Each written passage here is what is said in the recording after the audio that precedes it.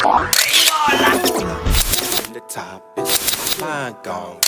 Bros, that's what we say. Until we back home. Open the gates, break the chains. Man, what the business is? Joe Polk, Mr. Godsent, man. Put my shit down on here. Talkin Spit with Memphis Drake. If you gonna do anything, get with this shit. Cause if you gonna talk, you gonna spit. If you gonna spit, you gonna talk. Mr. Godsent. Let's go.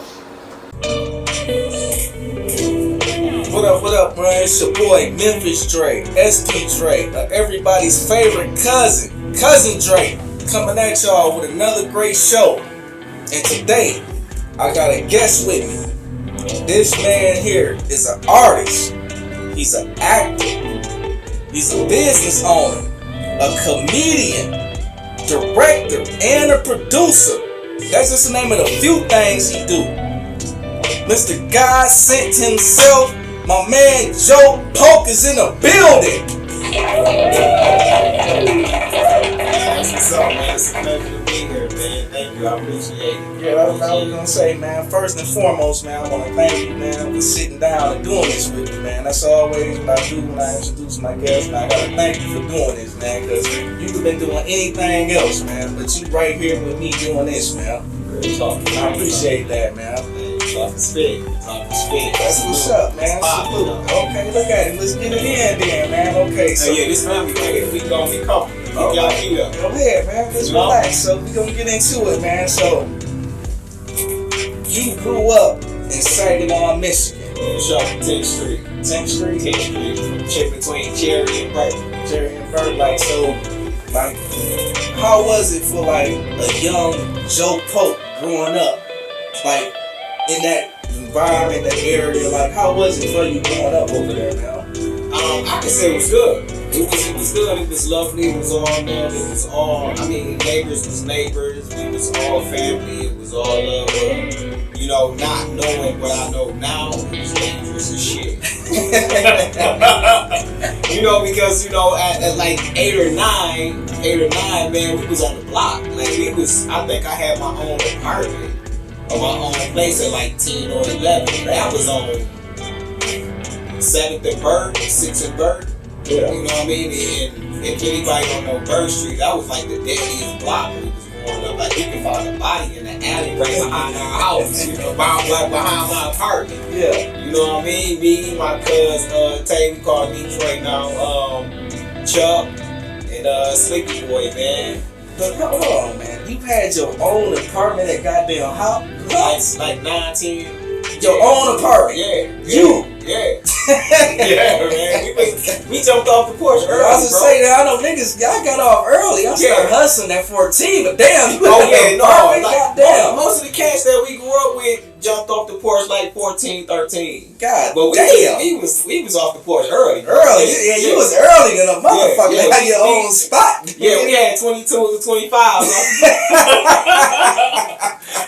We was off the porch early, bro. We was off the porch early, bro. Shit, man, that's what's up, man. So, with that being said, man, like, with the man you are now, like, what was, like, the turning point to you to get to, like, stray you away from that kind of shit, you know what I'm saying, growing up like that, at that early of an age, man? Juvenile, jail, prison, being backstabbed by your homeboys or people you believe that was supposed to be your brothers. Right. You know, and then you realize how much favor God have on you. And that's what that's what leads you astray. It ain't even astray, it leads you back to the God's presence. Man. God's presence. And I don't try to seem holier than thou than anybody, bro. But I know once I understood how close my lips was to God's ears, man, it was, let me go do this. Yeah, okay. So, like, how, like, before you got that message, you like got all that, the jail, before all that, like, for you was doing like other things before that, like I know you a little older than me now, so I heard about like the Freak Masters and stuff like that, like the dance. So I never knew like what was the actual Freak Masters. Was they a gang, a dance group, just niggas that hung out and did shit together? Like what what actually was the Freak Masters? You know what I'm saying? The Freak Masters we was a dance group. Yeah. First and foremost, we was a dance group. But we was a dance group that was collectively came together by lost individuals. Okay. Like, we was smart as shit. Like, I had a 4.0 in school, bro. I had college people looking at me. I had a scholarship for basketball. I had a scholarship for swimming. I had a scholarship for soccer. This in high school.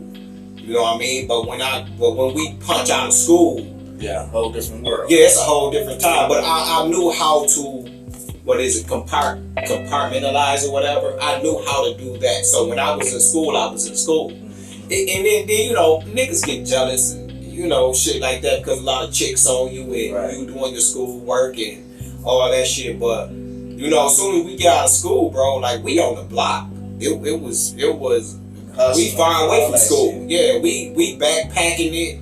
We Glocks, 40s, we revolvers, whatever you did, bro. Like, from 10th Street to Robinwood, and that's where it was. We went from 10th Street to Robinwood. So y'all went a kind of nice little distance. Yeah, we went across town. Yeah. You know, and it was because my grandma had to move from that situation. And I think it was from situations. You know what I mean? It was my uncles and aunties and us. We always in the shit on the block, and my grandma was like, "Yeah, I think we got to move around to help y'all live a little better." And everybody was staying with my grandma. Then we want to stay with our parents, right? You know what I mean? So when grandma moved, we all moved, and we moved to Parkwood, and it was kind of cool on Parkwood. But we seen, you know, thug life. Thug life in the woods. So y'all was on the other end of Glen. Y'all was by Weber's store. Y'all wasn't on our side of Glenwood. No, y'all was on that side of Glenwood, right, by the store. Right. So y'all was by Weber Food Store, by Weber School area in Parkwood. No, we was by what's that? Lowell store. Oh, okay. Right, Lowell and Weber. Yeah, it was a block from Lowell and Weber. Yeah, the little party, the party store. Yeah. I remember they sold that was the Mexican store. They had the penny candy. Yeah, 100%. That was the Mexican store. Yeah, we was a block away from there. Okay. So we was on Robinwood and Weber, man, and you know, it was, you know, we got it popping. Okay, so like once y'all got over there, was that kind of like a turning point to make you start transitioning to do different things to get positive, or was it still the same shit? No, it wasn't nowhere near positive. It's still the same shit over there? Yeah, it was. I think it grew more because we got organized. Once we got over to Robinwood, it was more gangster life. It was like real gangster. Like on 10th Street, it was more survival. Right. And then it was more learning how to cope with the trauma that you was going through. Because we can relate the trauma now. Right. It was all trauma that we was going through. So we can relate the trauma that we was going through over there, but it was more of, okay, this is a fresh new start, but let's imprint what we got, because Thug Life kind of ran that. Thug Life, and then, you know, down the road, it was like Ghetto Dogs, and then Black Mafia, and Mafia Clan was like kind of down the street, No Purpose. Yeah, it was, you know, it was a lot of little shit going on. Right, but once we got to Robinwood, it was, we looked around, we like, oh, okay, let's do us. And then they down, you know, not no names, but they kind of down the street, and they looking at us sideways, so we got to get them boys from over here. So you already know what that is from being from, you know. We got to get them boys from over. So that's when them boys, you know, but that's when them boys went over to Glenwood Market. It wasn't pretty over there, you know? But we right here. Yeah. So y'all can't be over here. They came and then they went. Yeah. So it was a cool transition. Okay, yeah. So, you know? Niggas had to figure it out. Yeah, they gotta figure it out. We cool. Yeah. You know? So all that being said, like, man, like, so when did you have that turning point in you to start going the positive route, like start doing shit that like to get away from the streets, you know? Because I know I went to I kind of knew it, but when I went to prison, that was like the changing point, because I already knew if I went to prison, but God was such a president, and it might sound crazy, but God was such a president in my life before I went to prison. It was just when as young niggas, young hustlers, and I don't try to use niggas as us as black people, but our characteristics define us as niggas. Ignorant, wild, crazy. But when I went to prison, man, it was like an eye opener. I was talking to this guy named Mackie Hill. Shout out to Mackie Hill. He was an old head, and he kind of told me right then. He was like, man, you here because you got too much trust in man. You got too much trust in the gang you run with. You got too much trust in the niggas you run with. You got too much trust in, and you got to put your trust back in God. And you grew up as that, because my grandma kept us in the church. And once I realized that, man, and I started listening to the voice of God more while I was in prison. I said while I was in prison, this is what I'm gonna do. And I've been doing that since then. So is that like where the name Mr. Godsent came from when you was incarcerated? Did you get that name incarcerated, or that came like once you came back to the streets? Once I came back to the streets. But that was just something like the God sent, like you sent here. Like, what's the definition actually of that? So Mr. Godsent came from one of my homies. It came from a family friend. It came from one of my G's. Yeah. Fro Baby. Shout out to Fro Baby. He doing life in the joint. But yeah, it came from a quick story. So we was at Limelight. We was at the Limelight. And we got it out. I can't say that. It was a shootout. Hot dog. Shit out. Yeah, shit out. And we get to the crib, we get back to the pad, to the flat. You know what I mean? We get back to the flat, to the track, to the hideout. And there's bullet holes like all in my suit coat. Yeah. Like real bullet holes. Up here, around here, and out everywhere. Yeah. So I get there and I'm taking off my shit, and they like, damn, bro, you got bullet holes all in this shit, bro. How you ain't get? And I'm looking, and Fro Baby was like, you special. I mean, like, that was just the cut. Just the cut. He like, bro, you special. I've been knowing you special, but this showing me how special you are. Right. And we gotta get you a far away from this shit. Mm. And it took a man, I'm getting chills talking about. It took a cat that's in the midst of the storm with you, right, to tell you how special you are and where you don't need to be. Right. Even though you know you of that close. That's what you come from. Right. And he was like, because we was all called hoodlums. Mm-hmm. A lot of people don't know we was all hoodlums. Right. Hoodlum priest gangsters. And your name followed through the hoodlums. And I was always like, hoodlum priest is still godly. You know what I mean? So he was like, no, you Godsent, bro. So I just put a Mr. on it. And he went to prison. I think he got life. Right. Jay Killer got life. My nigga Priceless from Thug Life, he got 10, 15 years. This all while making my transition from not that life. So everybody that I asked God, I went to God in my private closet, and I was like, okay, you need to remove people around me if I'm gonna do your will. Right. And everybody got locked up and everybody died. That was the thing, man. So like once you like made that transition over to like once you felt that, like was there like support when you started doing different things, or was there like you like, man, that shit ain't gonna work, bro. Get your ass back out here, hit the block, hustle, nigga. Fuck what you talking about. You know what I'm saying? Like how was that transition though for you? So from 10th Street it was cool. From Parkwood it was alright. From the joint it was cool. Everybody was cool with it because I was one of them guys that I ain't had to call nobody. Right. I was one of the guys they called. I mean, Dre, we familiar with each other, so we know. You know what I mean? We just talking to the masses that we don't know. Yeah. You know, I was one of them guys they called to get the work done. But I also, you know, I wasn't a guy to call nobody because who I'ma call. Right. So, so when I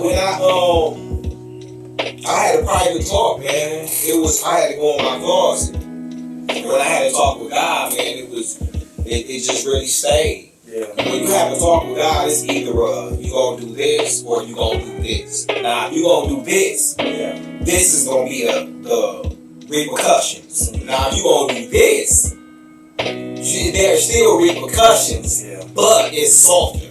Right. So I can honestly say I was going through a divorce, and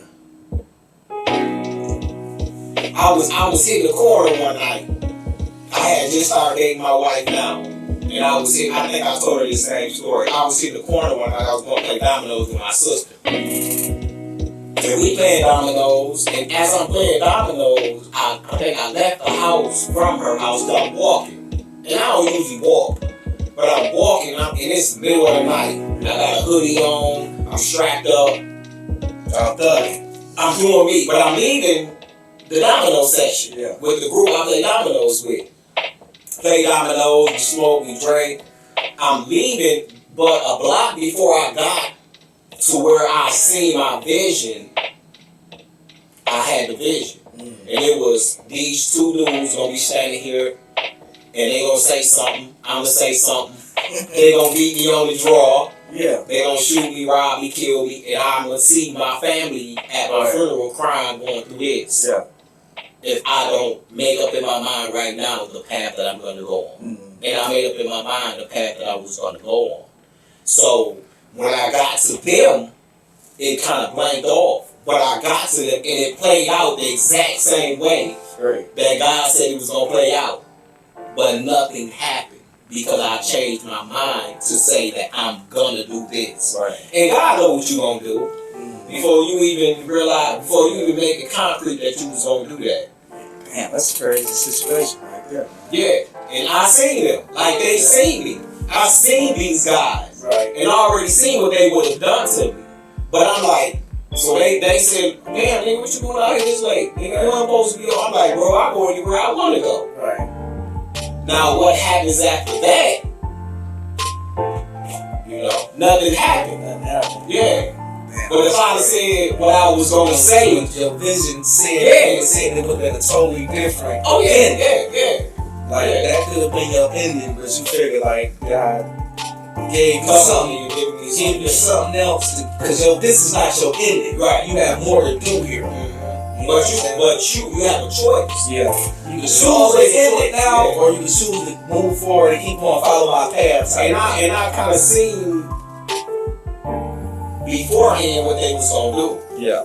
So I could draw quicker enough, but God wasn't gonna let me draw quick. You didn't want that to be, because still, if that happened, the repercussions on your end still, even though you might not be gone, you doing life's behind bars or something. That ain't your purpose, you know, at all. You know, look how she played out now. You know what I'm saying? So, with that being said, man, like, when all that shit was going on, man, like, you do a lot of stuff. So, like, what was, like, the initial thing that you start rapping after that, you start acting? What you start doing after that? Like, So I did a play when I was in Hope High School, when I was in Hope Elementary, and I was Martin Luther King.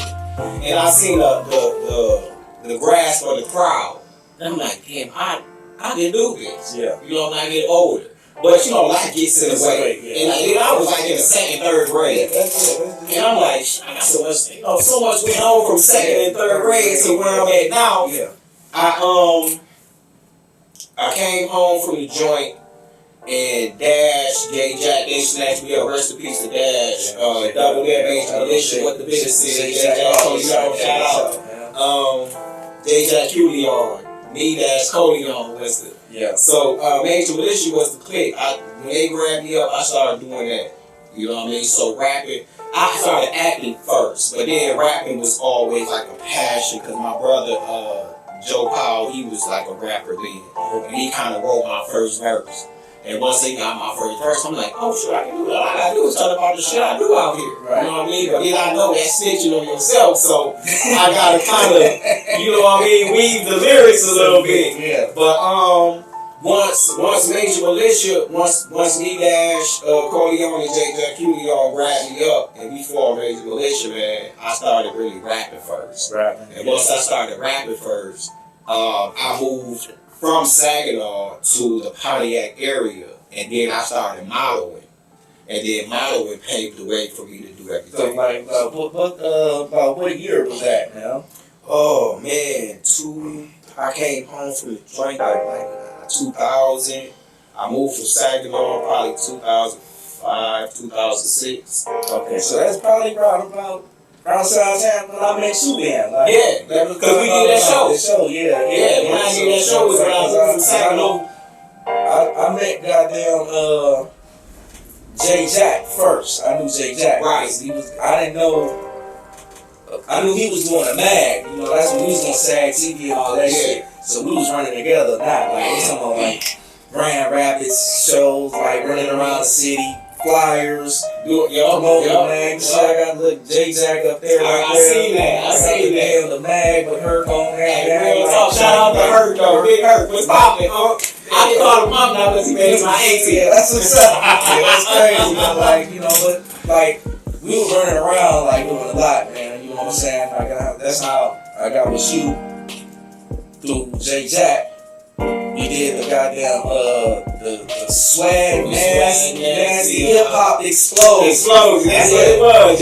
Yeah. That was in like goddamn like about 09 or some shit like that. 2010. Yeah, it was somewhere there, and that's how me and you hooked up. We've been hooked with each other ever since, man. It was like when I initially started doing this podcast shit, man. When my first like initial things, I was like, man, I want to do some interviews. Who can I do interviews with? And the goddamn first 3 people came to my mind was you, Herc, and J Jack. Real shit. That was the first 3 people I want to interview. I don't kick it with them because like that was my 3 people, man. Yeah, we always had history. Yeah, we always we did an explosion. Yeah. And the crazy thing is, me and J Jack plugged with y'all to do the show. Mm-hmm. And me and her had to talk afterwards about the financial situation behind that. Yeah. Because I remember like we came down like we met somewhere in Pontiac, one of the malls or some shit. Right Cross. Yeah, we met down there, sat down, we had lunch and shit, man. And been building ever since, man. So now like years go on, I'm just thinking, I'm like, damn, man, I'm like.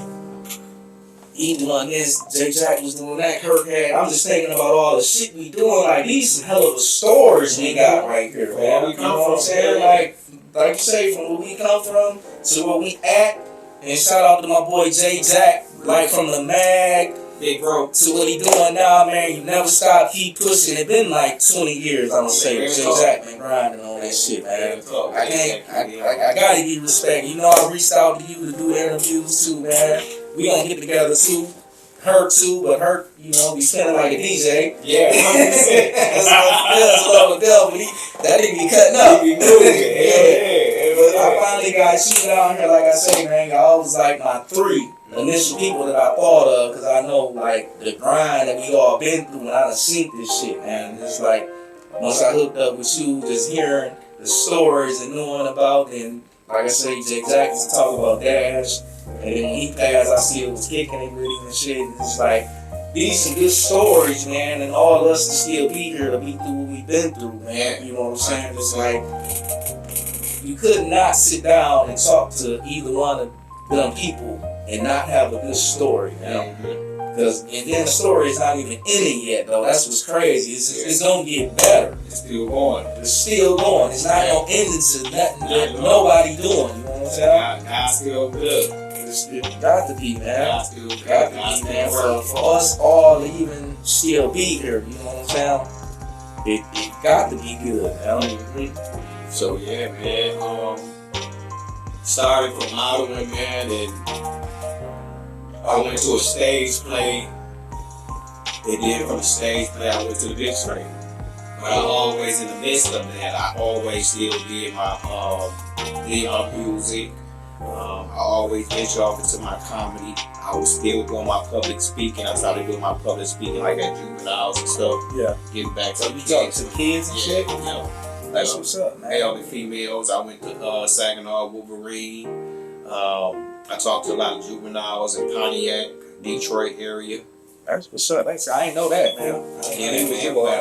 Bro. I be, and it's just to give back because we didn't have that mentorship. No, not at all. Not in far the from flood. that. Exactly, not in the flood that they're giving now. Yeah. You know, we probably had 1 or 2 guys, but shit, the other majority 9 out of 10 was hit still that us. block, sell that dope, get some money, nigga. Keep them hold all this gun, barefooted in the kitchen. Yeah, you know what I nigga. mean? Hold this gun, run this work, nigga. Get niggas down with you, nigga. Come on. build your team up and have some niggas around you, nigga. No snitching. That street shit. Yeah. That's all I'm and all them niggas end up doing 15, 20 years type shit. Yup. That's it, man. Listen, man. I did my 5 to 10, man. Came home and man, just I was focused on doing this. I mean, you still get sidetracked with your street hunger and all that, but as long as you stay focused on, man, I need to get to this. Right. It'll work out. That's what's up, man. So right now, we're gonna take a quick little break, man, and get back some more with the interview with my man Joe Polk, man. And we'll see y'all in a second. Uncle Yodi. No way, you know.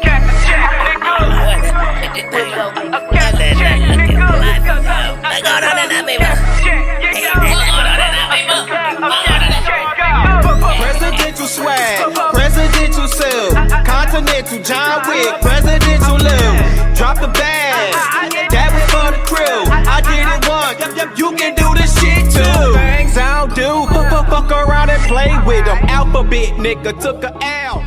Man, what you doing in my yard, man? What going on, nigga? What you mean? Bang, we drop bombs round here. Hitville, what the hell took Satan? Right now, we back once again with my man Joe Polk in the building. Mr. Godsent was popping. So we're gonna keep this interview rolling, man. So you do a lot of things, man. Like you an artist, actor, comedian, all that. Like what's your, like, if you only could do one thing of all those things, the business you own, like you pick, if you only could do one thing, man, what was one of that be? Would that be, man? I always say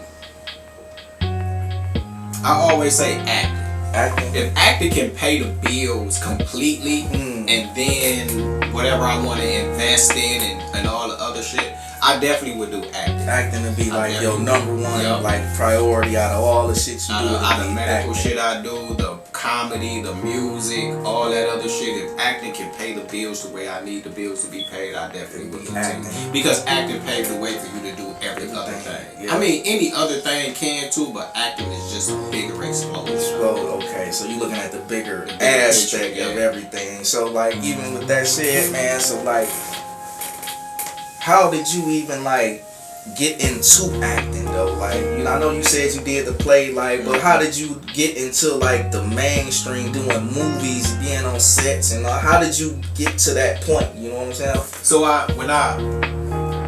it was a guy called, shout out to Holla Scholar. Remember Holla Scholar? I remember that name.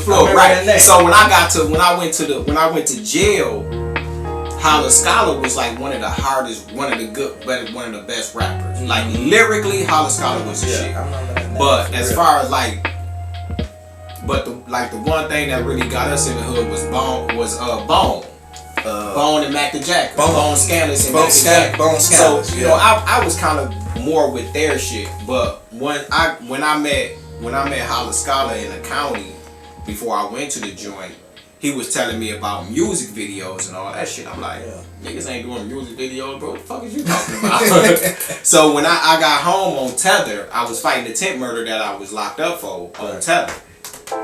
When I got home on tether, he was shooting a video, so I don't know if this guy, I'm off the case now, so I kind of slipped off the tether, you know what I mean? And went to the movie, went to the 7 years shit. Right. You know, what's that shit called? I don't know what the word, you know the fuck I'm talking about. That shit. Yeah. So I kind of slipped the tether off and went to the motherfucking video shoot. Yeah. And he kind of plugged me with that shit. So I'm like, damn, if I can be on the screen, like I see myself on the screen. I'm like, damn, I can do this shit. Yeah. But I ended up going to the joint. And then when I came home and started doing plays, that kind of pushed me to do, you know, the movie shit. So I think my first movie shit was with Martell Taylor One Production. He out of Pontiac, but he moved to Atlanta to shoot his shit. And I did a play with them first, and then he said he was gonna change the play into a movie. And once he changed the play to a movie, I flew out to Atlanta to shoot the movie. And that was like one of my first big bites. What year was that? Oh man, I want to say 15, 16. Okay, so that was after you came home. You was transitioning to do positive shit. Then you was done with the I was script sticking to the shit. script, yo. You was like fuck all this other. I ain't going back there. Like I'm gonna do some shit to keep me out of that place. Keep me out of that shit. To stay focused with the process. By then I had wrote out a process. Okay, like when you did that, like did you have like people that was with you from the streets when you told them like I want to start venturing off and do this? Like did you have people from your street life that came with you, or did everybody stray away? Well, I had, you gonna have haters. Yeah. But then I can't really say they haters. They just doubters because of the circumstances we stuck in. Yeah. You know what I mean? So I had some close homies that was like, bro, you need to stick to this because you the plug. Right. You know what I mean? And it wasn't about me just being a plug. It was about me fulfilling what I need to fulfill for God's destiny. They Which just is my like, destiny. so basically they was like saying, nigga, goddamn, nigga, you can't leave because Yeah. how we gonna eat if you leave? Right, but then you go by that hood senses of you can never get out. Because if you get out, we gotta come get you. Yeah. How you gonna come get the nigga that you got to go get to do It's something else? You know what I mean? Yeah. But it was never that. That, but you know, that's just but just I'm the on that mind mentality. frame. That's You the know what I mind mean? frame we all gotta think Exactly. from, coming from. But they was so, okay, nigga, go ahead and do your thing, but we got you 100%. So and it's like a lot of, I think I heard Ice-T say he had to go to the hood to shoot a movie to be a police officer. So when they offered me, I got with Dennis Reed, but I was with Taylor One Films first. And we shot the movie Broken Covenant. If you got any time, go check out Broken Covenant, Taylor One Productions. Where can they watch that at? You can watch it on Tubi or you can watch it on Amazon. Broken Covenant, the shit. If you want to watch the play, you can go watch the play, Broken Covenant on YouTube. So it's a play and a movie? It's a play and a movie. We did the play first, and then we did the movie. But it was a good thing, so I was like, I'm gonna do this. And a couple cats was like, yeah, nigga, okay. When your money run low, you'll be back. Right. And I'm like, nah, bro, because I got my mind made up. And I know my lips is close to God is, and I know God's gonna take care of it. It was like niggas in your corner, but they wasn't because they like, this nigga be back. Right. He'll be back 100%. right here with us. We'll be right here on the block waiting when you He'll come be back. back. You know, like every other nigga Like, do. you come back, they gonna be open arms. What up, Welcome nigga? back. nigga. Yeah, 100%. Get back to 100%. it. Here, nigga, want a pistol. Nigga, I got no pistol. Nigga, I'll need that. You Yeah. feel me? Yeah, that's what's up. But then you do dip back. Once your money get low, real shit. I never lie to a motherfucker, man. Your money get low and that's your crutch. You'll go back, and I went back a couple times. But it was more of, do I really need this shit? Yeah. You know what I mean? I don't really need, because in the words of T.I. shout out to Tip. He was like, the first thing you gonna always remember, your first day in prison and your last day in prison.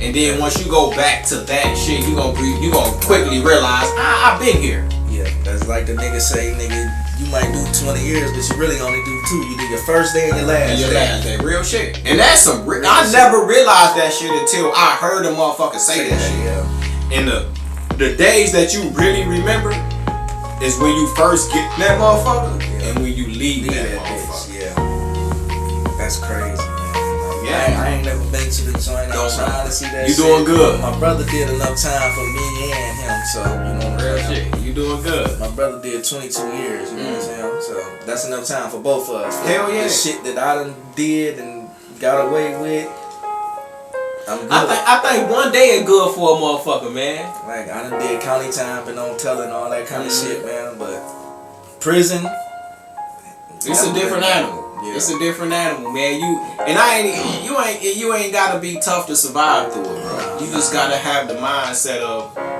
I'm going home tomorrow. right? Even if you ain't going home tomorrow, if you got an out date and your out date reachable, Right. instead of a nigga ain't got no out date. Yeah. You know what I mean? I had 5 to 10, so I went in with the mentality of I need to get home to my son. Yeah, I'm coming home one day. Yeah, I'm not finna yeah. be here the rest of my life. I got life to build on 100%. upon what you doing Yeah, now. yeah. So You know what and then the crazy shit is you have, in my situation. It was a bunch of niggas already in there that I knew and was, yeah. you feel me? And they It was like a fucking reunion when you got there. And shout out to my nigga Bear. My nigga Bear was in there. My nigga Bear was like, bro, I seen your name in the motherfucking newspaper so much. I said, my nigga on his way, bro. That was back in the day when that papers wasn't in the Yeah, phone. yeah, 100%. You know, 95, bro. You know, we was live as shit. Yeah, You know, that's back in it the was day, fighting, shooting, stabbing, all that type You of had to shit. read the paper to know shit. Yeah, 100%. Or the hood already spoke on it. You know, so. Yeah, but shit, man, let's move past all that now. That shit have passed, man. Like with your movie shit, since you say the acting could be the number one thing you will do, like, how many movies and roles have you actually had, man? I'm probably like 30 deep. 30. I'm probably like 30 deep. I did like Broken Covenant, In a Split Second. Both of them are broken by Taylor One Production. Both of them were shot in Atlanta. Street Legal, Street Code, Broken, Surprise 1, Surprise 3, The Big Split, Beverly Hills Cop 4. I did the stunts for. Yeah. Let's go back. I don't want to shoot past that. No, hold on, stop. I'm gonna stop right there, man. Interview. Yeah. Say what? Yeah, me and Andy. Yeah, man. Beverly Hills Cop 4. You did shit in Beverly Hills Cop 4. Yeah. The movie Axel Foley that we all grew up on. Netflix. Yeah. The new shit. Yeah. What did you actually So do? the first half an hour that you will see in the first hour, half an hour you see the truck. Yeah, I'm gonna watch that shit. Like Yeah, from the driving little season driving to through the that alley shit. and then he driving through the parking lot tearing Yeah. up shit. Yeah, that was me. So And that was shot in Detroit. yeah. So So it was actually in Detroit? Yeah, it was shot in Detroit. A lot of scenes were shot in Detroit. Yeah. And a lot of scenes were shot. Like the winter scenes and the cold shit, you gonna see that shit that was shot in Detroit. Yeah, damn, that's crazy. Yeah, man. I was actually in the car, in the, you know, in the hood car. That's what we Yeah. call the Nova. We was in the hood car, you feel me? The Nova. I was in the Damn. Nova, you feel me? And then I got pictures and shit, and then I was in the truck too. The truck is shot through the garbage tearing up shit. Yup, and then Damn. chasing motherfuckers in the truck. Yeah. I So was like, definitely in that. what was your actual like? I was in sit-in. I was actually the other guy sitting in for when Eddie didn't come to Michigan. So like a stunt devil type shit. Then. Yeah. So you damn, that's crazy. Yeah. man. Yeah. That's what's up, man. And y'all hear this shit? Yeah. This man was in I'm a classic, motherfucking yeah. Beverly Hills Cop.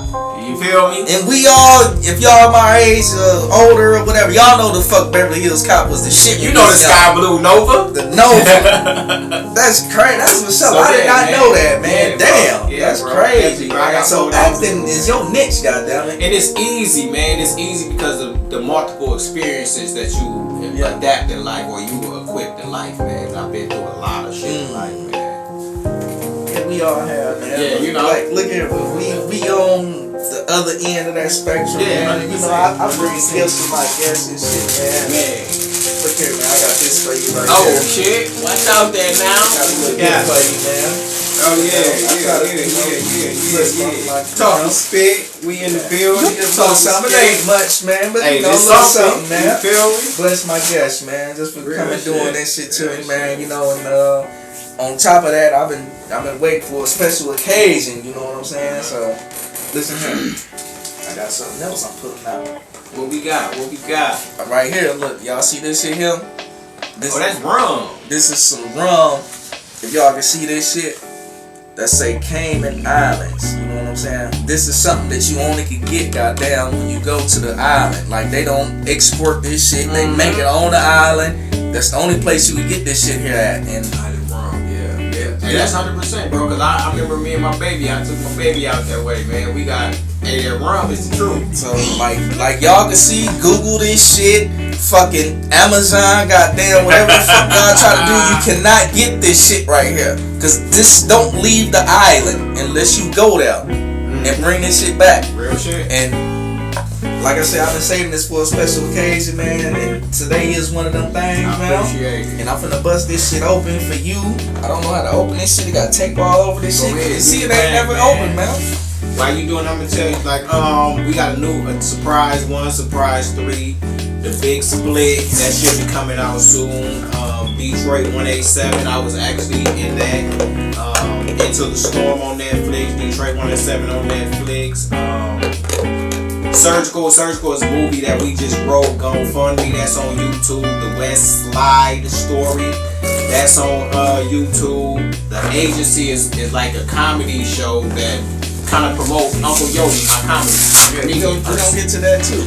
Right? So, yeah, man. So while I'm doing this, like you, I did not know this too, man. Like when I got in contact with you, and then you hooked me up with your manager. He sent over me some videos and shit of you, and I seen you doing stand up, man. Yeah, like how the hell did you goddamn get into stand up, man? So I've been doing comedy, man, cause our house we grew up in 339 South 10. My grandma, rest in peace. My grandma Catherine Nelson. It's a house full of jokes, man. So. You know, Eddie Murphy again. You know, Eddie Murphy, my guy, man. Yeah. And everybody, if you're a comedian, you gonna go study Eddie Murphy.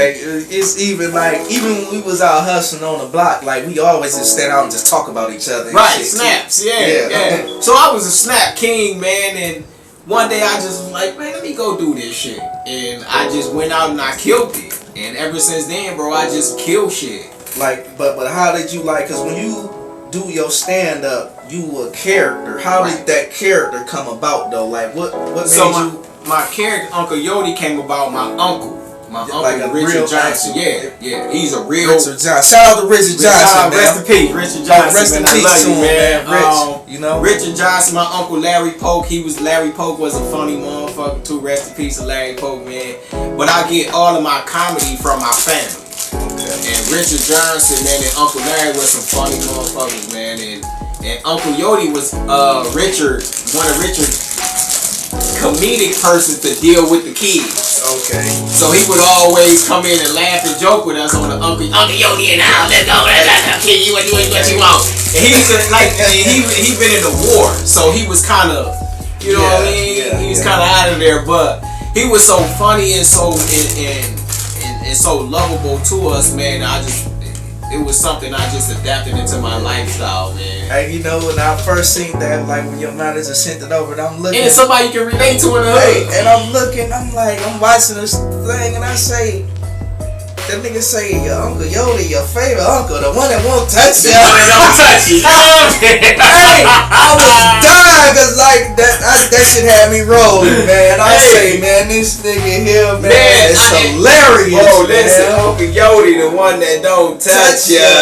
I say this nigga is crazy. Hey, real shit, cause you know the stigmatism of that's what I'm saying. But coming from where motherfucker, I have a lesson from my uncle, but you say the uncle that won't touch. I'm your favorite uncle, the one that won't touch you at all. You know what I mean? Where can like people see that and like? Cause that shit, y'all need to see that, man. That's just some funny shit, man. Yeah, West Side Story 2. I apologize. West Slide Story 2. You can go see Uncle Yodi on YouTube. I'm gonna start posting more of Uncle Yodi comedy dates so people can go out and go see Uncle Yodi. But mainly I do Uncle Yodi, like it depends on how long my stand-up act is, how long my stand-up time is. Cause I usually try to cut that in half because I feel that I'm more funny without Uncle Yodi because I get to tell real life stories. Okay, so you got a stand-up set that you do besides him? That's just so you got like two stand-up sets you could do. Yeah, you get 2 for 1. So like get your ass out when I start promoting Uncle Yodi a little more. So when you go out and perform, you will do like, say you got like a 30-minute set. You'll do 15 minutes. 15 minutes Uncle Yodi and 15 minutes straight you. Yeah, straight. That's a hell of a show. It is. Y'all get out. When he start posting this shit, man, y'all get out and go check these shows out, cause you ain't getting shit like that. You getting 2 for 1. You get 2 for 1. Get your ass up. You gonna laugh if you're over 40. Wear a pamper. If you're over, your mouth, your piss instrument ain't that strong no more. So put on a pamper. We don't want you going home wet without being really wet. That's goddamn marvelous. Real shit. Tap that. We gotta do that shit. My cameraman Dave. Shout out to my cameraman. Shout out Dave. My editor. Salute. So yeah, man, Uncle Yodi came about through Uncle Richard, and it's like basically like a real life character though. You know what I'm saying? Yeah. We did We did damn, what is their name? It's called supposed to be on Comedy Central. We gonna release it on Comedy Central. It's called The Agency. It's something like, what is the show that we had? We was coming up. In Living Color. In Living Color? And skits. Oh, skits and parodies and stuff like that. And it's improv. So okay, I did an improv with Uncle Yodi with The Agency. We got like 2 awards from independent awards from I think it was LA, Los Angeles, and over in British. Okay, London so somewhere. that's gonna be releasing, you say, on in a couple, probably a couple months this year for sure. On Comedy Central. Comedy Central. Okay, that's what's up, man. So you definitely making moves, man. Definitely hustling, man. We gonna get some of this goddamn Cayman Island rum. Hold on, Cayman Island rum. We going dark. Yeah, we all gonna, get a little shot. I gotta hit my goddamn cameraman up there on the side, my editor and shit. Shout out to my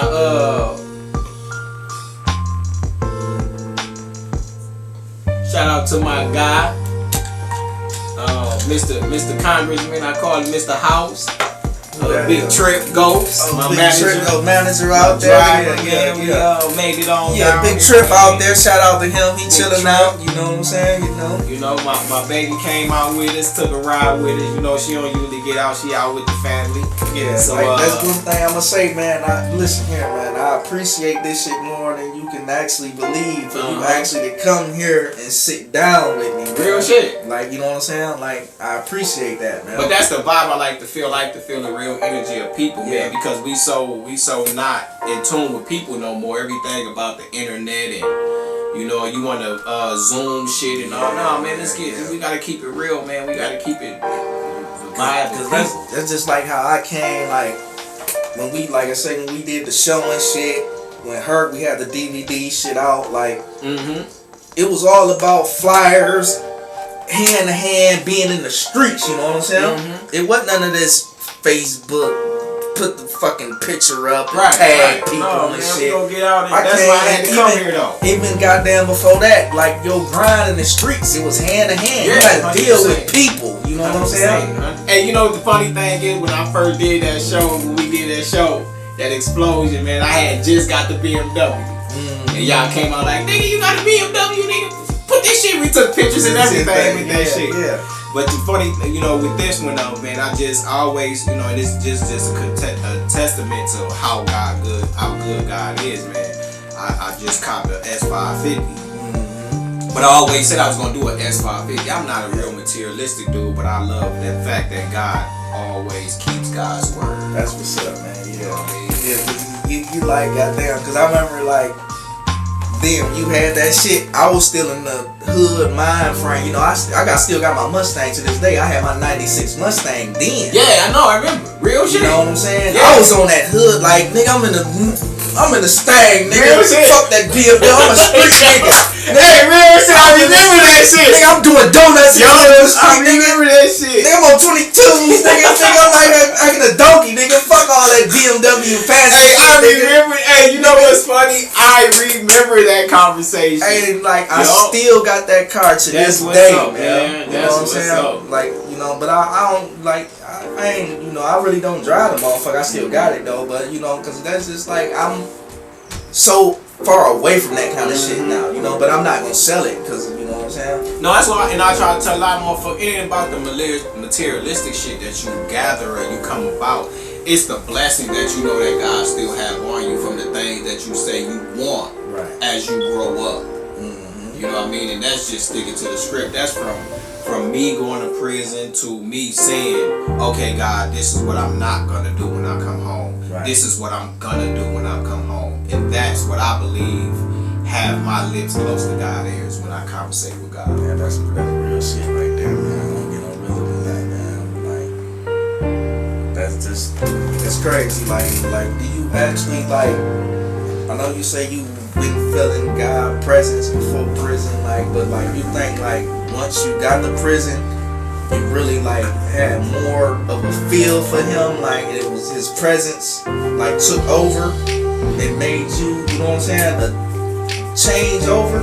I think you voluntarily do it because God's presence and God's word is all volunteer. God has the power to force you to do stuff, but God give you the freedom of, you know, of your livelihood. God give you freedom to live the way you want to live. Freedom of choice. You know, so it's the choice, but in depth, God knows how far you're gonna take it. And I always believe that there's at least 6 or 7 seconds. I say 7 seconds that you get to decide whether you're gonna go to the other side of the fork in the road. You know what I mean? So you do get a choice, and it's the choice that you make. Now the choice that you make, you know, you got to live with it. You know, there's repercussions on both sides. There's a good repercussion, then there's a bad repercussion. You know what I mean? But you gotta be, I always say this, you got to be willing to sacrifice not just people, but the stuff that you do to get to the level that you want to get. Because you can't take everybody and everything to the level that you're going to go to the next level. You gotta leave some people. Like you like no man left behind. This ain't the army. Sometimes you gotta leave niggas. Yeah, you gotta leave niggas. Yeah, definitely. And the closest thing I remember was like when AI, Allen Iverson, that is, not crazy stuff that's going, that's going on now. When Allen Iverson, that's one of my favorite players. You know, he used to bring his clique to the game. You know what I mean? But then, you know, he realized, like, when he get in confrontations, he knew his clique would do what they need to do. Street shit. Yeah, you feel me? But that prohibited him from going to another level because of the shit that they was doing. Now, I know I can't take, if you can't take the niggas that we grew up with nowhere. You can't take them niggas to the store, let alone across the state, across the country with you, bro. You know what I mean? I've been to, like I say, we drinking on some Cayman Island. I've been to the Bahamas. I've been to Mexico. I can't take half them niggas I came up with me to none. You going to jail, bro. You're not going to make it back home, bro. No. Real shit. We'll be over there. Flight leave Monday. I gotta wait till Tuesday to get this out of jail. Yup, 100%, man. So you got to learn to separate, bro, and it's gonna hurt you. It's gonna hurt you, but that's just growth.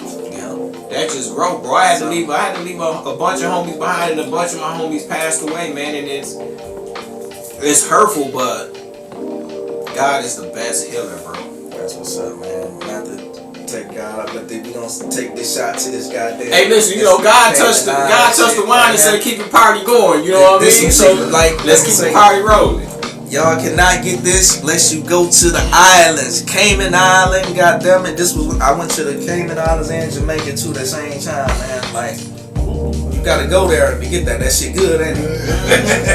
This motherfucker is good. Yeah, we went over there, man, for our honeymoon and anniversary, bro. We stay on the island somewhere, bro. Like, they don't export this shit. Like, no, it's made there. It's made there. It stay there. They don't ship it to another island over there. They keep all that shit there, man. This is like going places like that. You learn a lot, man. You know, like they don't export shit. What they make is for their people. Ain't no motherfucking Amazon coming over there. Right. When you go grocery shopping, you go to the market over there. You know, everything is locally. Right. It stays local. Yeah. We went island hopping, man, and bro, we went to Jamaica. We went to like the hood. Like, they took us to the hood, but we had like drivers and security and shit like that. Man, we bought so much stuff, man. I remember giving this guy a gold dollar coin. Yeah. And he like flipped out. Yeah, that because like I said, when I went to the Cayman Island too, we was in Ocho Rio, Jamaica. We went to Ocho Rio first, then we went to the island, Cayman Island next. But like you say, the little shit. But like, it humbles you. Yeah, it's like made me look. It's like it was like a guy when we was there. We had a tourist, you know, taking us around. It was guys out there barefooted doing backflips in front of our tourist car. Just to get some, get a gift or some money. Everybody with us giving him $1, $2. Them motherfuckers like they out there barefooted, man. Yeah, like man. I like this shit is an eye opener seeing shit like that. Like, this is crazy, man. That people still live like that. Like I say, the damn tourist guy we have told us this place is out here with no internet, no running water. Like, they living up like on them damn mountains and shit up there. No power. they drinking straight from the well. Like this, they water is like this. 100%. But they got to go up to the well. Yeah. And then that just reflects back to how the Bible days was, man. People had to go to the well. Like people, like we hear motherfuckers never been nowhere. Like I'm getting money, I'm hustling. You ain't never seen that kind of shit. Like it'll change your mind once you see it, man. Like The more you're exposed to it, the more you change your mind. Frame, man. Make you think different, look at life different, man. Cause it's like when we was over there, we seen the dude. We was with our tourist guide now. Not to get off what we talking about. But there was a dude in the stream down there. Our tourist guide told us that if you see somebody out taking a bath, like pay them no attention, that's normal. Seen the dude down in the creek, you know, they water fresh there. He down there, ass naked, man, no homo. Taking a bath, bro. I'm like, that shit crazy when you see shit like that. That people still live like that, man. Yeah, man. That was an Ocho Rios, man. Yeah, you gotta count your blessings on what you have, man. I definitely did. I've been seeing shit like Jamaica was like a real eye opener for me, man. Like I say, like we think we come up like goddamn in the hood and we struggle. Yeah. Our struggle ain't shit, bro. See, our struggle was when we grew up on 10th Street, and this is like in my upcoming stand-up comedy, where we had to go get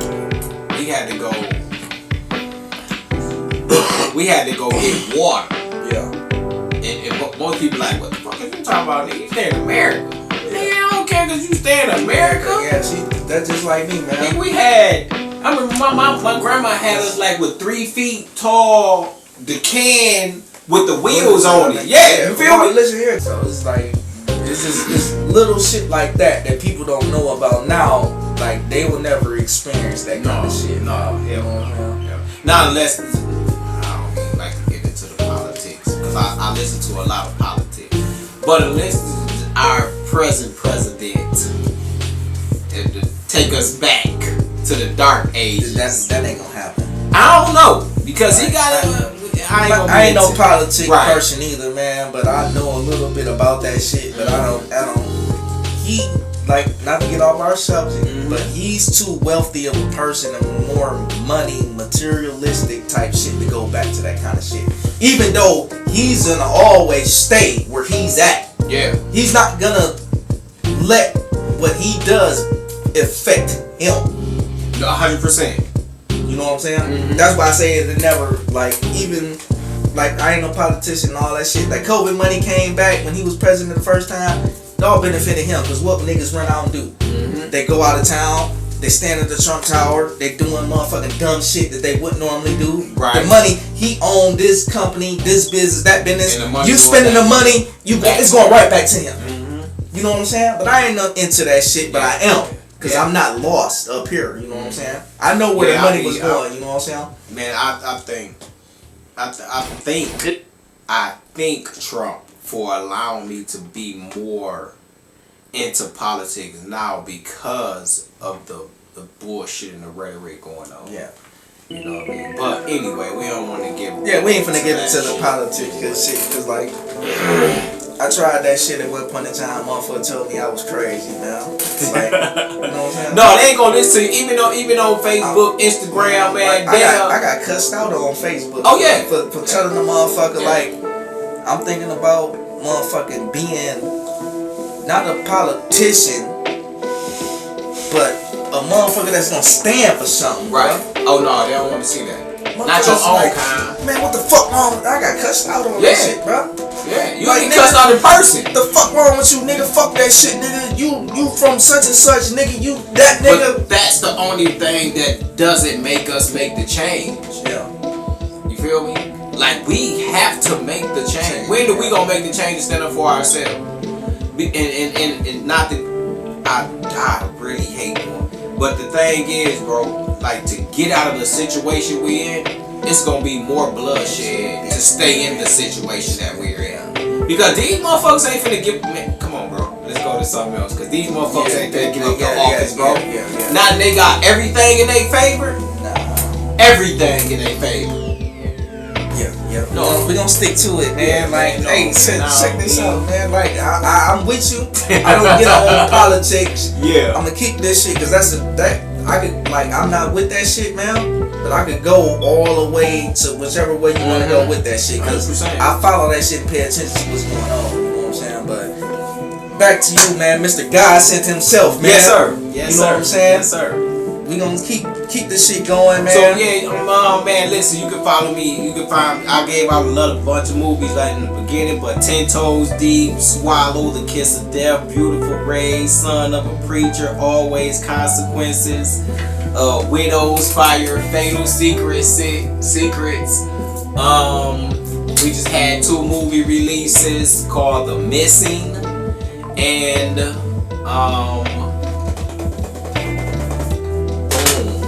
we got one coming out right now that's called Ultimate Vendetta. Okay, so with all that being said, man, not to get too much into the situation, man, but you went through a tragedy in life that, like, I wouldn't wish upon nobody, man. Like, when that situation happened, how did you continue to keep going and keep moving behind that situation, man? So my daughter got took from my youngest oldest daughter. So I have my oldest daughter, she's the youngest of the oldest daughters, which is Isis, Debbie, and then it's India. Those are the girls. And then there's our daughters now, which is Emily and Emerson. They're the youngest, 7 and 6, Emily and Emerson. India had just turned 20, and her boyfriend took her life because she was leaving. You know what I mean? And as a father, it always, you're gonna go through the phases of, did I protect them enough? Did I supply them with the needs that they know? Did I teach them enough and all that? So the only way you get through that, again, bro, and I tell any man to go through counseling. I went through counseling. You know what I mean? I knew I had to go through counseling. And it's because you don't want to go back. You feel me? And that's any man with kids or any person with kids. You're gonna be tried. And that was a trying moment. And only thing I can tell any man is there's 2 things and 2 phases that you're gonna go through. You're gonna give it all to God, and then you're gonna go get help. So especially coming from where I come from,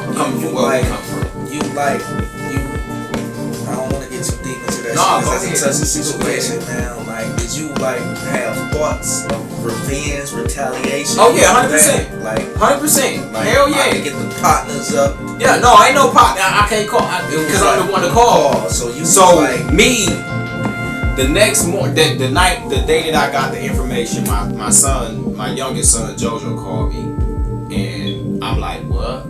Because I had just talked to her the day before. Yeah. And I told her to get rid of the dude because I knew what the situation was going to come to. Because 3 to 4 months before that, my sons had just whooped the shit out of the little boy because we thought he put his hands on him. Right. And I think he did, but he didn't think it was going to be like that. You know what I mean? Like, nigga, we don't play that shit. That's one thing we don't play. You're not going to I don't play that. You know what I mean? So, it was a couple months before that my sons had beat the shit out of the little boy. And then when it happened, my youngest son called me. And the next morning, it wasn't even the next morning, I was already gone. I'm gone. Yeah, I'm back to where I come from. Street. Yeah, I'm back to 10th Street. You feel me? So I'm at the spot. You feel me? Action. Like it's all action. We on go. You feel me? And a guy pulled up, and it's the honest God truth. A guy pulled up on the scene. You know what I mean? I'm on the scene. Just the house. Listen, everybody guy, stay here. You don't know from a can of paint type shit. Yeah, no, 100%. 100%. Random guy. He's famous because of his news accomplishments. I'll never put his name out there. I'll never lean toward who can find out who it is, but I'm out. I got the ooh-ah, I got the this, I got that, this the house, let's go. And when I jumped out the car, This like you know how hits go down. Yeah. 4, 5 in the morning. Yeah. You feel me? Everybody at everybody's house. Everybody stay here. Yeah. So everybody get it. Right. And he pulled up and he like, hey, I came to talk to the family about. And I'm like, yeah. He like, who is you? I'm like, I'm the little girl's father. He like, what? So why are you? And he seen the tools. He like, and the first thing he did was put the car in park and he put his hands up. He like, look, bro, you don't need to do this. Your daughter is not. Right. Like, she looking down on you, and the only reason, and he talking to me like real humbly. Yeah. And he like, the only Not reason. aggressive or nothing. No, none of that. You know, and he different skin than us. You know what I mean? And he like, your daughter got me here because of this. So when I'm out the car though, and he see every tool I got, cause I got 3 or 4 tools on me. This is no shade, no bullshit. And I'm finna go in here and I'm finna do everything I need to do because you took mine from me. Right. And I met you. So that mean fuck me. No, nigga. You don't tell me fuck me about mine. And you don't know me, and you don't know where I come from, so I jump back out the box. So now me, I gotta stuff me back in this box. The old me. I gotta stuff the old me back in this. You know how hard that is? That's tough now. You feel me? I know that. Especially when you free to do. What you, yeah, and I know I'm that guy. I know I'm that guy, and I can do this and get away. Yeah. But everybody, ain't no telling who they gonna go to after I do what I do. Right. But he came, his hands up, he talking to me peacefully, calmly, and he sent me on the way. Like, his humble conversation sent me on my way so I wouldn't have to cause this harm to this family. But then the mentality of me was, it goes back to your hood shit. How you was grown, how you was born, how you was raised, how you was groomed. Like, old people and kids don't have nothing to do with this. And people that have nothing to do with this, you don't harm them. You harm the person that did what they did. And I had to come to that conclusion. And then, like, the realest shit, I'm like, most niggas would never tell you this, but the realest shit, the hood called me, bro. Like, the hood called me, bro. When they found out, when they seen posts and all this other shit, the hood called me. Was like, nah, nigga, we living through you. We living through your movies. We living through your music. We living through your speaking. We living through all this that you doing. You can't come to the hood, nigga. And when they called me when I was on the highway, they called me when they seen it. When they seen it, I was already leaving the scene. They so not knowing you in live action. They already know I'm on go. They don't even know I'm on go already. You in live action and they trying to like let you know, hey, we got you. We got you. Yeah. Like you real already. Shit. But I'm on go. Cause you can't. I'm 5 in the morning, bro. I'm on the spot with everything. Can't call the shooter when the shooter's the shooter. You can't call the shooter when the shooter on deck. You feel me? So and it was and then the guy told me he told me like the realest shit. He was like, your God and your daughter is watching. So that's why I'm here. So what you gonna do? And that what made me go back home to my family and God got to take his course, and God took his course. God took its course. I never say him or his to God, because God is not a him or a him or his, because God is an ultimate entity that cannot be labeled as a sex. So God was definitely there, man. My daughter was definitely there, and it's hard to deal with. I mean, it's never hard to deal with. Once you succumb to the realization that she's in God's hands, it's God's plan, and you are never near God's power or God's like above him. You're not above the law of God. So if you do this, we know where you going. If you don't, then God still got place for you. Yeah, he's still the ultimate dictator of the situation. Yes, 100%. So as a father and as a man, you're gonna be tried in those situations. And this just to any man that goes through that, you have to know that God has the better Even plan. even if it ain't that, it's just circumstances, man. You gotta like think before you act. Yeah, and then hood shit, you don't get nobody, like you don't kill the mama and the daughter and the brother and the sister and the uncle and the auntie, all of them motherfuckers because the one motherfucker done shit. Yeah. You go get the motherfucker that done it. Yeah, they ain't had nothing to do with this shit. Yeah, no, man, we don't get, and that's what most, and I tell that, and I look in the camera and I tell you, a lot of niggas get that shit fucked up. You don't go kill a family from what another motherfucker did. You know, and I can say some bullshit like, if every motherfucker had their hand with it, then you go dead them. Yeah. I don't want to put out negativity. Yeah, we on a positive road, man. 100%. I'm with you on that too, 100%. man. Because women, children, old people ain't got nothing to do. Ain't got nothing to do with what this young dumb motherfucker did. And like I told the motherfucker in the courtroom, and it's just some real shit. If you weren't locked up, motherfucker, I wouldn't sleep till I come get you. Cause you don't know who you fucking with. Yeah. You know what I mean? You don't know what a, and it's just some real shit. Like you don't know what a man, especially as far as, and I'll never say me. I say us. You never know what we go through as men, especially from where I grew up and the niggas that grew up around me. You don't know what we go through, bro. Like we went through a lot of fucking trauma. Yeah. We went through sex trauma from young old bitches fucking with us. I mean real shit, bro. Like, hey, you feel me? Yeah. You feel me? Like old bitches molesting us, but they don't know they molested us. We got molested, but For didn't real. know we got molested because we wanted to be molested. As a young nigga, Come on, man. You know? And then we hustlers, we young hustlers, so we gotta go through the trauma of our homeboys being killed in front of us or being killed around us. And then the back And then the other shit you doing. your mama at home, no daddy. Come Like, on, man. the mind frame is crazy, Yeah, man. yeah. And then it's but then it all, and I will always go to this, man. It always revolves around God. Everything, especially when you making that transition. Especially when you making that transition, man. That transition, man. That's just something. God humbled me, God covered me, God comforted me. God did everything I needed God to do, man. Even our brother, his son, Jesus the Christ, did everything they were supposed to do to get me out of that situation. Or even feeling in depression. You know, So I went and got help. You went through them stages. Yeah, hell too. yeah, hell yeah. That- Because that- I know me.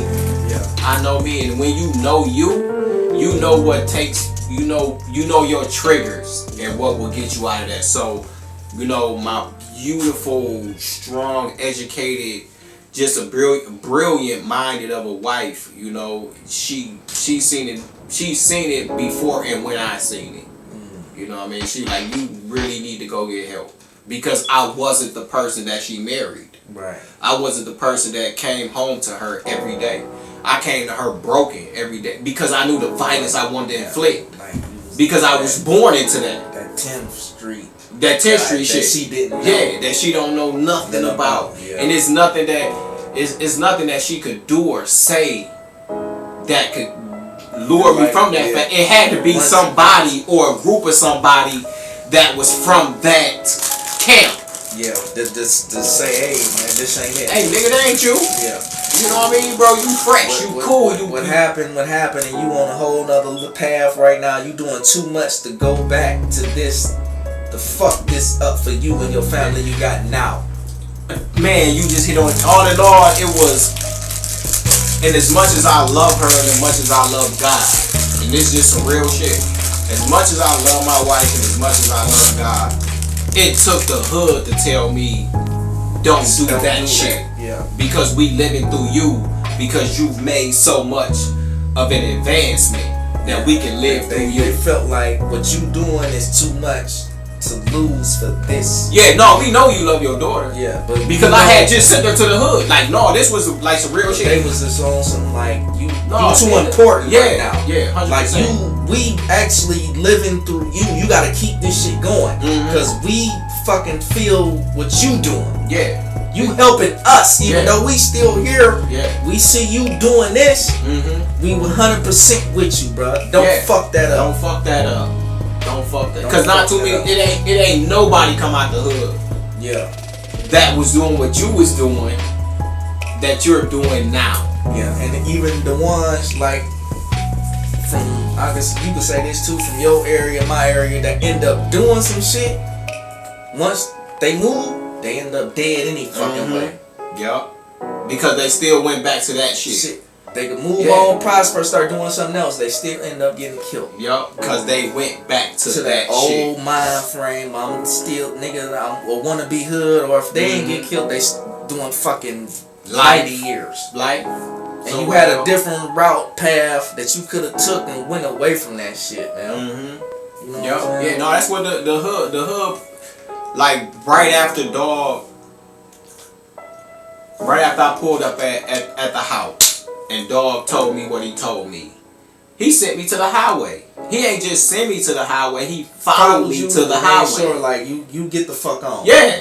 Like you go. Get the fuck on. Not knowing you from a can of paint. Not knowing me from a can of paint. Hey man, this ain't it. Yeah. Get the fuck on. Then the hood called me. Yeah. While I'm going to the highway, the hood called me. Like, bro, what the fuck? I'm like, bro, I'm already on some. No, bro, you gotta come to the hood. And I didn't even go home. I went to the hood. And the hood blessed me with so much love. Like, it was like, bro, you don't, no, nigga. No, bro, we ain't doing that. You know what I mean? It then, like, on some real shit, like, nigga, we'll take care of that. Yeah. But we don't need you to do that because we know. You feel me? Yeah, that's just, you know, so yeah, my baby, and then like the guy told me that pulled up on us, he was like, man, your daughter watching you. She know what you would do. Yeah. She know how far you would take it. That's why I'm here, cause she don't want you to take it that far. So you gonna get them all moving forward, man. So like, as far as like you now, man, like for movies, verses, you know, whatever, man. How can somebody contact you or get with you, man, to get, you know what I'm saying? So you can reach me at you can reach me on anything as Mr. Godsent, Mr. Godsent 360 on IG. You can reach me at Joseph Polk or Mr. Godsent, Joseph Mr. Godsent Polk on Facebook, Mr. Godsent 360 on TikTok. Or you can just reach me on my email, MrGodsent at gmail.com. I'm easy to find for public speaking, for acting, for modeling, for comedy, which I'm gonna really push my comedy once we release it from Comedy Central and the agency. Once we do that. Plus, I've been having a lot of people reach out to me like, bro, you need to get back on that comedy stage. So bro. like basically with your comedy shit, it'd be like sometime 25 this year type shit. Yeah. It'd be next couple where you months. have dates, shows, where people. I don't, but I work with one of my good friends, Dick Dickerson. Yeah. He's a great comic. Check out Dick Dickerson, man. He's an awesome comic. That's a hell of a name, goddamn. Right, you know what I mean? And Chuck Bates, Charles Bates. Shout out to Charles Bates, Chuck Bates. He's a great comedian. I work with both of them. So I'm gonna start hitting the stage with them in the next 2 months. What is it? January, February, March right now. So March, April, May, June. By May, June. Listen here, man. I'm gonna tell you. You know how me and you got together? We did a show. Hey, I'm always listen, willing man. to get back into the promotional game now. If it ain't rap or comedy, man, I'm finna hit the stage, bro. You know I'm all for that damn hustle, man. Real shit. man. I know, like, man. You and listen, shout out to Uncle Hurt, man. You and Hurt always hustle. Listen, bro. I knew y'all is always hustle. If y'all ain't had the green, y'all had the stage. Like I just took what I was doing from the streets and went another route. And shout out to my cousin Herc, man, for putting me on another path, man. I can never thank you enough, man, for doing that, man. Because when I got with him, I was still heavy in the streets. Yeah, man. I know, man. Like like Herc put me on this path, and I can't say, cuz I love you to death, man. Thank you for getting me on the right path, man. To see it is more out here than the streets, man. 100%. And I get all that to him, man. He helped me do that. He helped me start my first company, Perk Boys Productions. That was actually the second person I seen that actually runs a business. Yeah. Because it was rest in peace to my cousin Mook. Larry Pope, rest in peace to Mook, man. Mook was the first person I seen as a businessman, as a barber. Yeah. And then Herc.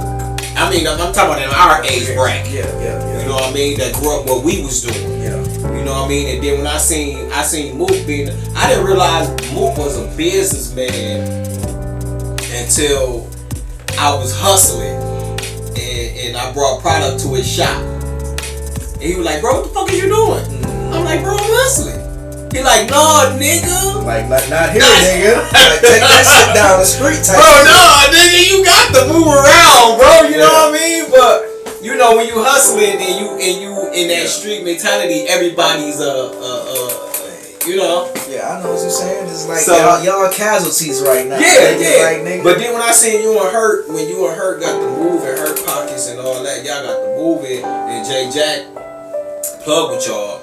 I knew Hurt from a whole different livelihood. I knew the company he kept from a whole livelihood. It was never no drama with us. It was always love with us, but we was on two different. You know what I mean?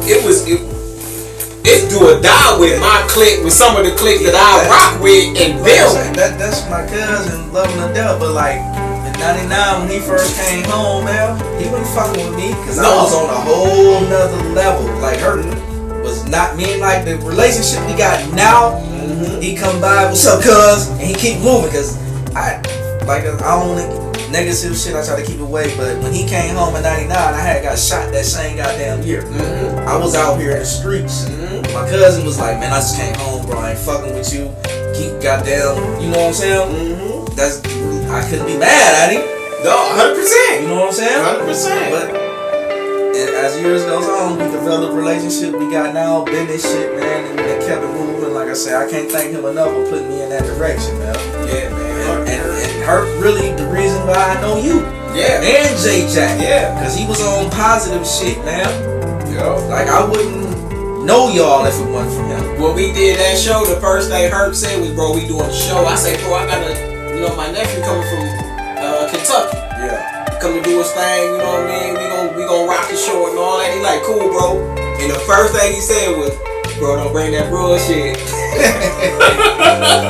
Cause bro know I bring some bullshit, you know what I mean? It was bullshit on the point of, bro, you know I don't play with these niggas. Yeah, you know what I mean?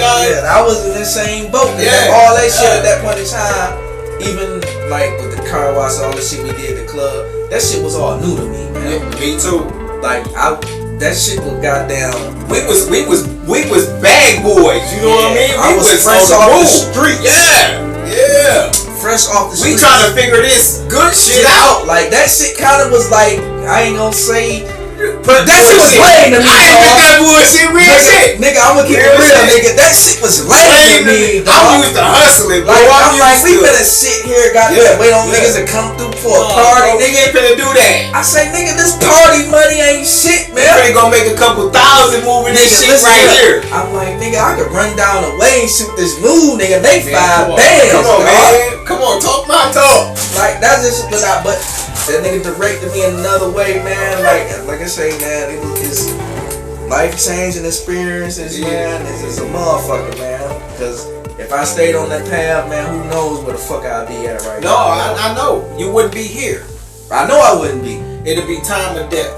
Yeah. And that's what God tell us. Because, like, I tell a lot of niggas a lot of time, man. Like, the shit I be saying, like how me and you conversating right now, me and my man Day, is like, I supposed to be telling this shit to a bunkie, nigga.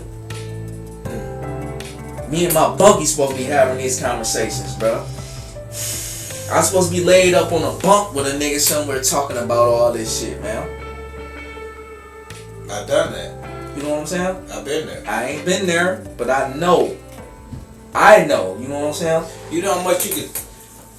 The conversations you have with a bunkie, bro. That's why I say I know. I'm supposed to be... To the point of you have a conversation with your bunkie and then you start telling them the same shit you already told them. Yeah.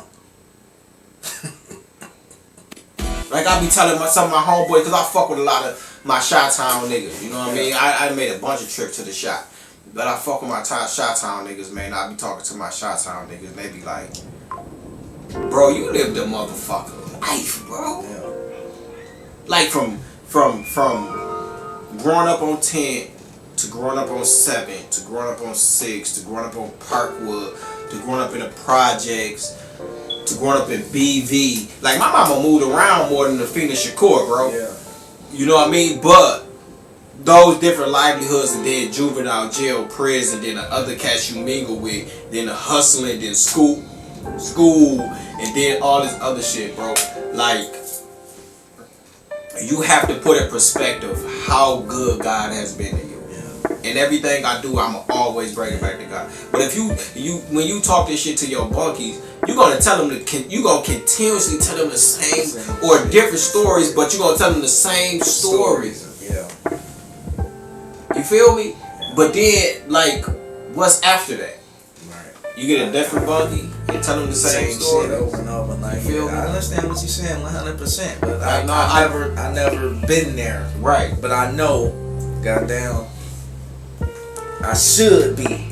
You should be. I should be, but I'm blessed, like you say, with God. I ain't no like Mr. Godsent and no man like that, but I believe that it's a reason that and that's I the still thing. push past all that shit. And man. that's like the next merch I'm gonna start pushing. The next merch I'm gonna start pushing, like, I am Godsent. Because when you ask God, when they and I ain't all biblically deep like that, but in some verses of the Bible they ask, one of the disciples, I think, asked, who do we say you are when they ask who you are? He say, I am the great I am. So when I always present myself, I always say I am.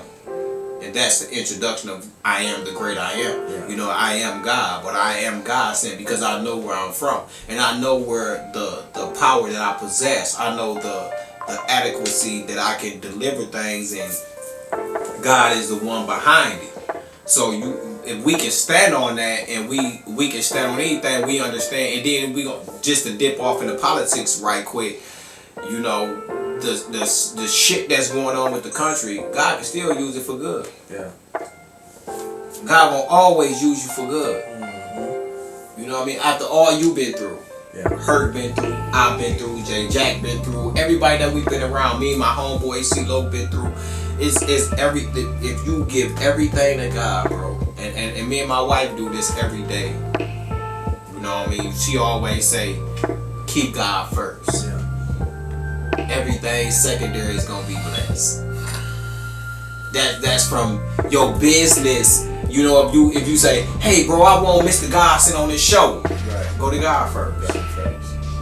I want to make this business move, go to God first. I want to love you deeper in a relationship with who you with. Yeah, your partner. Your partner. I want to go to God first. Everything you do, if you go to God first, secondary will be blessed.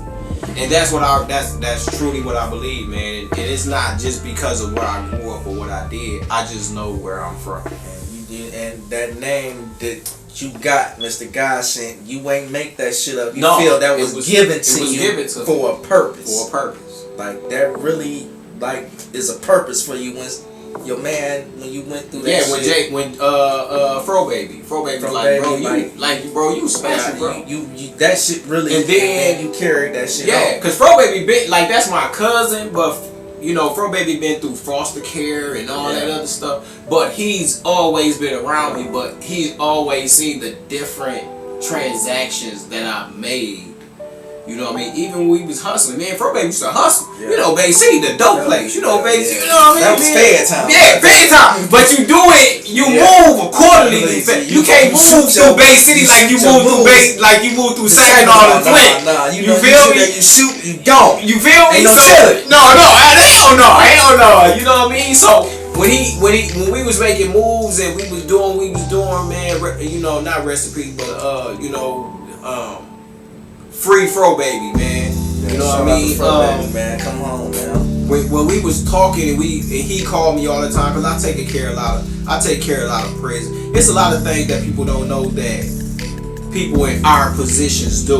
Like, I take care of quite a few people in prison. I take care of educated people, my kids, my grandkids, all that. But the main thing that we look back upon and that we was talking about is they don't understand the stuff we go through to be who we are. Yeah.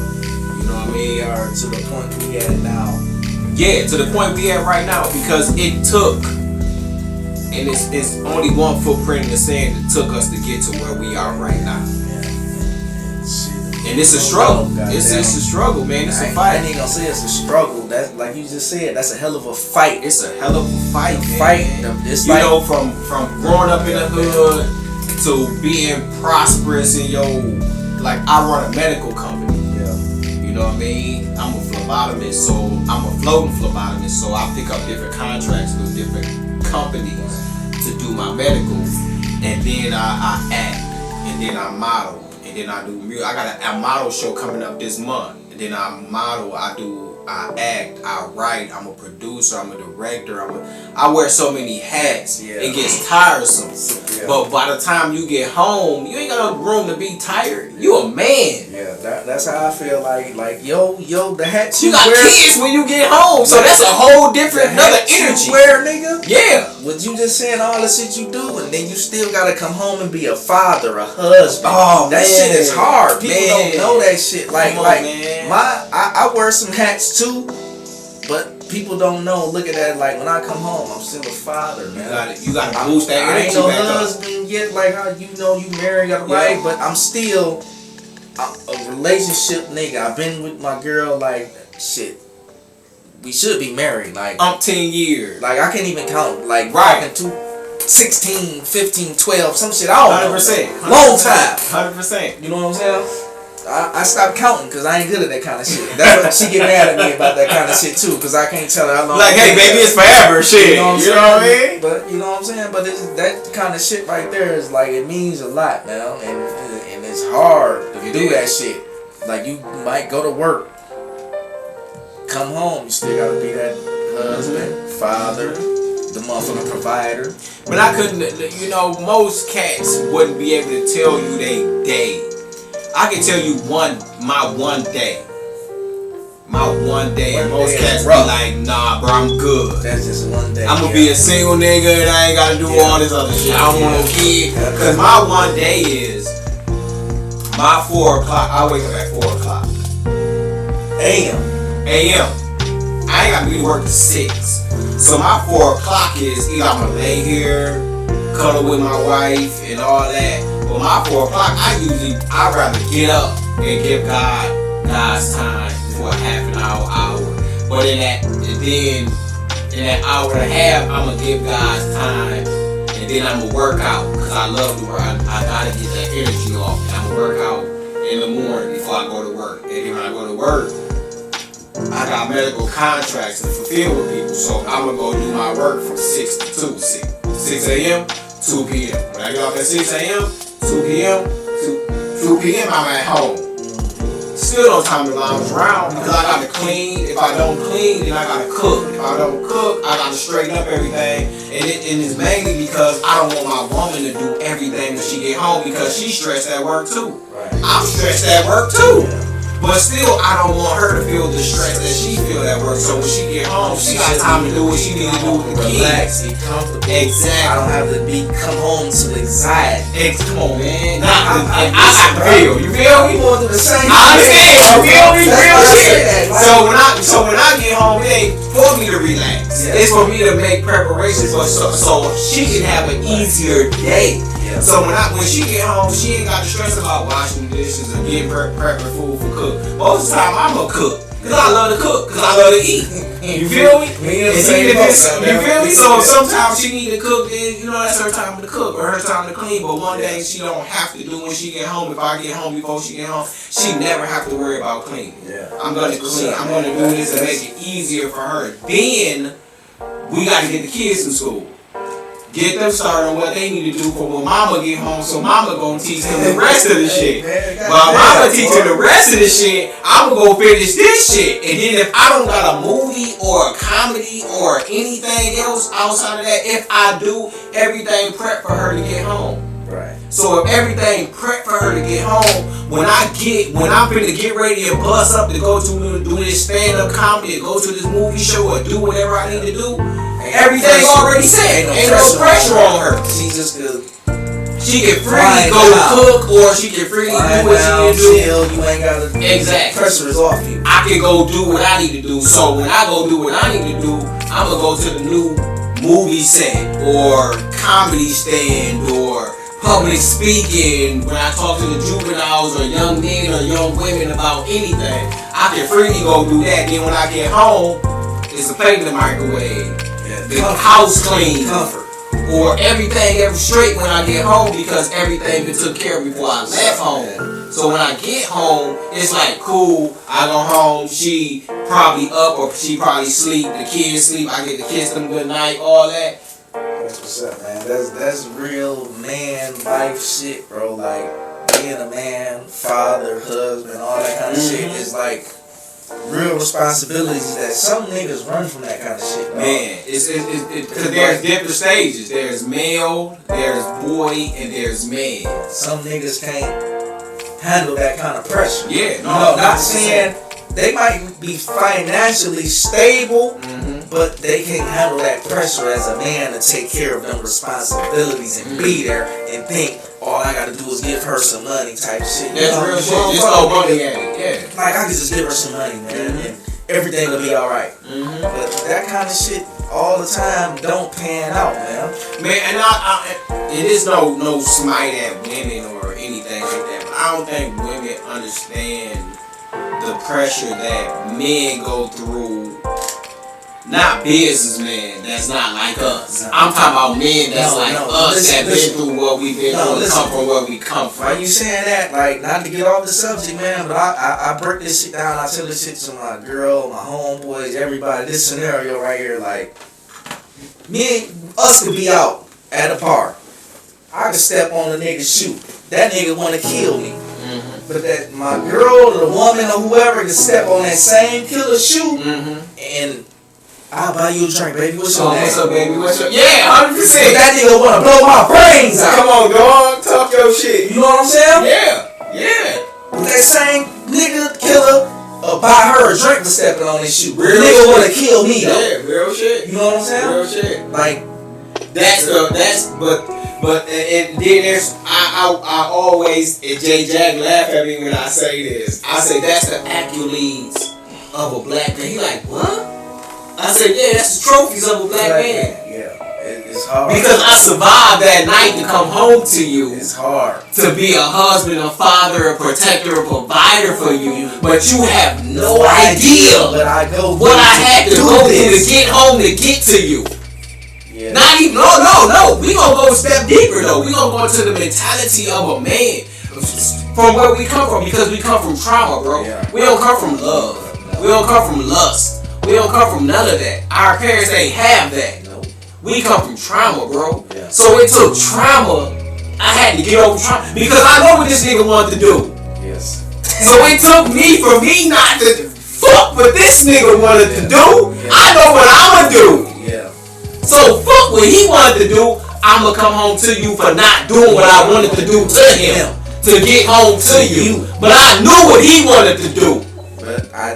But I left that shit and said, fuck it, I'm gonna go home to my kids, to my wife and my kids. Yeah. To be a husband, a provider. Yeah. And at any time, I could go blank this nigga and go do this time and be like, fuck it. But then, where that lead them at? But where that lead them? There's no protector and no provider in the home. Yes. On that same note, I used to be, and most niggas don't know that, I used to be a principal or a advocate for drug rehabilitation men and young men, for older men and young men. And my mama got me into that job. My mother got me into that position. And when I came home from prison, I kind of laid back, and then I got into the position of a drug rehabilitation person, a professional. So when I started talking to young men and older men about drugs, and I worked in a rehab. So I'm talking to young men and older men. But I'm talking to the older men like, you the motherfuckers that left us. Yeah. But I'm talking to the young men like, you the motherfuckers that need to get it together. Yeah, y'all the ones that got us to where we at. Right. Y'all left. Right. Y'all didn't stick out and stay with the fight. Generation X left us. So we had to pick up the fight of not doing drugs, not beating on our women, not letting the women beat on us, not going to prison, not going to juvenile, y'all left us with this responsibility. And then for the young men, yeah, nigga, you got this responsibility. But it's on you to realize the steps that your father took, because it wasn't easy on him either. And a lot of us don't understand that. A lot of our fathers, and I never give anything hard on my father. And I love my daddy. I love my father, Joseph Paul. Shout out to you, Senior. I love him to the death of me because he taught me before him. He told me everything I was going to go through because he went through it. And when I realized everything that he was saying, I was like, damn, dog, he was right. And as much as I hated him for him not being there in my life as much as I wanted him to be, you was there, but you taught me what I had to reflect on everything you taught me. At the time, you couldn't process all that shit. 100%. 100%. My dad left us with not getting into all this shit like that. My dad would rather get high than be home. Yeah, 100%. But this nigga still my dad. Yeah. I never held that against him. Like, me and him was great now. Like, I would never say, nigga, you rather smoke crack than be home with me. That's why my mama got rid of you. You still my daddy, bro. Yeah. And that's in the Bible. And I'm gonna never take nothing away from you because you my daddy. That's biblical though. You honor thy mother and thy father. So I ain't the days Little shit that you taught me, the times we spent together, hanging out with the family and doing shit. But I remember all that shit, bro. You're not a bad person to me. No.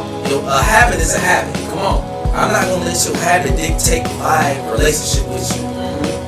When I was a kid, I couldn't control it. Cause my mama said, you can't come, you can't come. Right. When I'm grown, and I'm Dude's old good. enough, Yeah. like, listen, You're more than welcome here. come on, bro. Like, hug me, man. Yeah. It's all love, bro. I won't hold nothing against you. Yeah. But we have to remember as fathers, man, you know, and I hate to use black men. I always say God-blooded in. Yeah. Because we're of the essence of God. Right. We're the same bloodline as Jesus the Christ. Not Jesus Christ, but Jesus the Christ. And we're the same bloodline, but at the same time, we have to look at how we became a father to be fathers to our kids.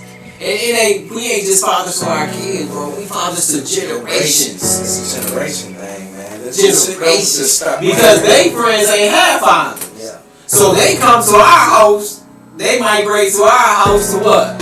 Have a father. And that's the same thing we did. If you think about, and this shout out to Damon Taylor, to Mr. Taylor Sr., man, and Gary Lacey and Lim and other guys, Anthony Wilkerson. These guys have been a father in my livelihood. Red, he was a cab driver. His name was Red. Lim, he was a real cool dude. Lim Lacey, he was a real cool dude that kind of monitored my growing up. You know, I was playing football at second grade. These guys, man, Billy Ray Ware, what was it, Roger Saunders,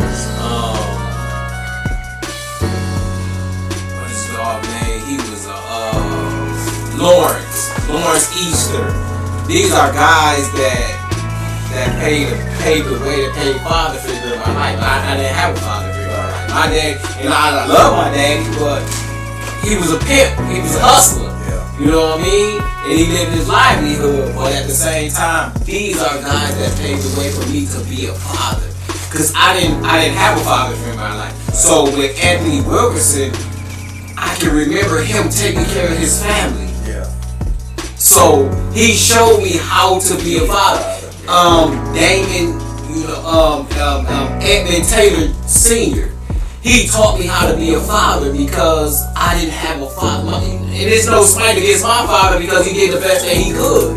You know what I mean? He just showed me something different. You know what I mean? My dad, I remember a conversation with my daddy, man, my father. He said, if you don't keep a pregnant, barefooted in the kitchen, you ain't doing justice. You feel me? Shit. Yeah, some pimp shit. Yeah. Keep this bitch perfect pregnant, barefooted in the kitchen. He's We gonna keep it moving. You know what I mean? Everything else, you supposed to go conquer the world. Yeah. The rest of that shit don't mean shit. Yeah. And then most of the cats, and I'm just talking real shit, cause most niggas won't tell you this. Right. Like 95% of niggas that I grew up around, and these old heads, OGs, if these niggas want smacking bitches or shooting niggas, I wasn't around them. Yeah. But I didn't want that. I didn't want to smack bitches and kill niggas. I can shoot the shit out of a nigga, but I ain't finna smack a bitch. Right. Like, fuck that. She got my kids, so why would I treat her like that? I seen the way my mama was being treated. I seen the way my grandma was being treated. I already seen my aunties was being treated. My sisters was being treated. So why would I treat a woman like that? Right.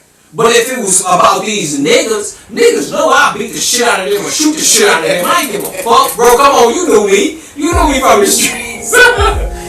I'm all probably taking the fact, but you knew me from the streets though. Yeah, but You feel me? You know how I beat the shit out of nigga, shoot the shit out of nigga, and then I get on it and what? My fresh shit. If I ain't in the century, I'm in something foreign. yeah, we You know what I mean? good That's what though. we was At the end of in. the day, we But good. it was still the livelihood of what we need to grow up. Yeah. It was protecting and providing us. And then once we had kids, we knew that shit wasn't for the kids. Yeah, exactly. That shit wasn't for our women. You know what I mean? Like most of the niggas I grew up around wasn't domestic. But most of the old heads I grew around was domestic as shit. Yeah. Yeah. But we ain't had to, but the good thing about God's grace is, and I always take this back to God's grace, we didn't have to adapt to what our fathers, grandfathers, and our homeboys was doing in the hood. Exactly. You know what I mean? So, man, yeah, shit. See, I listen here, man. Look, we're gonna take another quick intermission and we'll be right back to wrap this thing up. I appreciate you.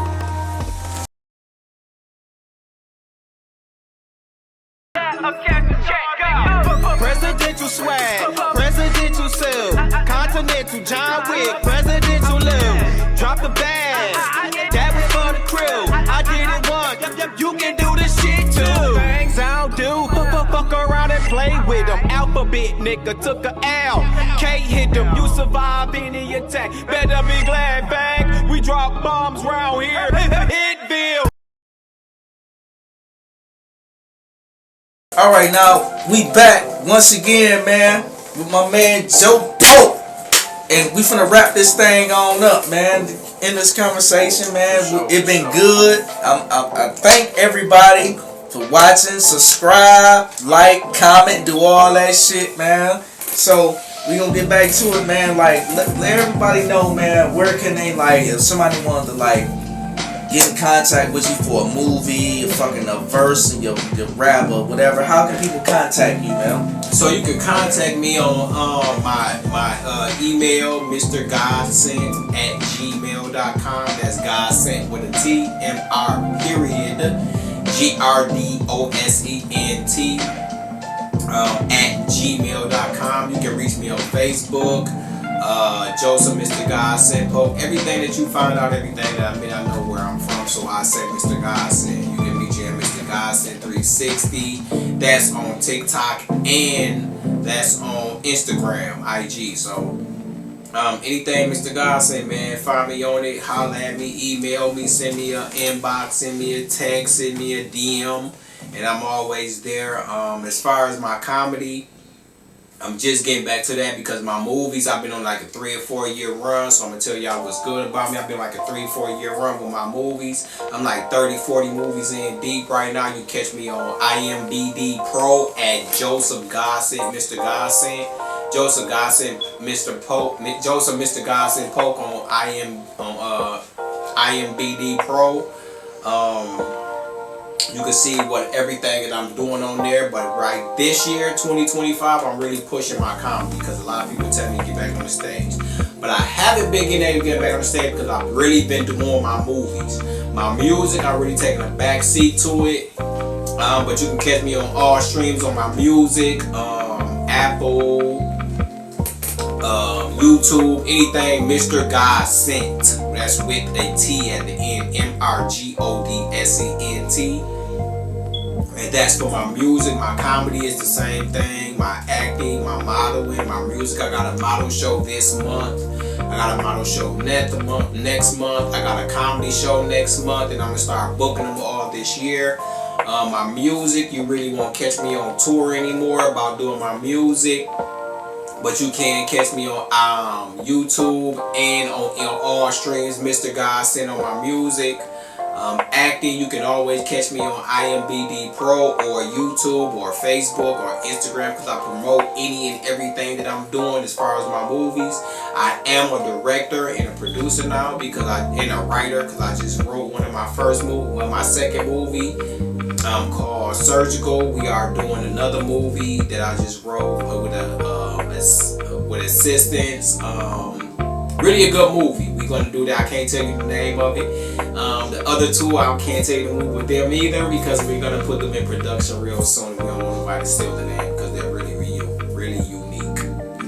Okay, that's what's up, man. You got a lot going, man. Hey, listen, man. And then between time I do my public speaking, when I go to juvenile jails, if you want me to come speak to some of your students at your schools.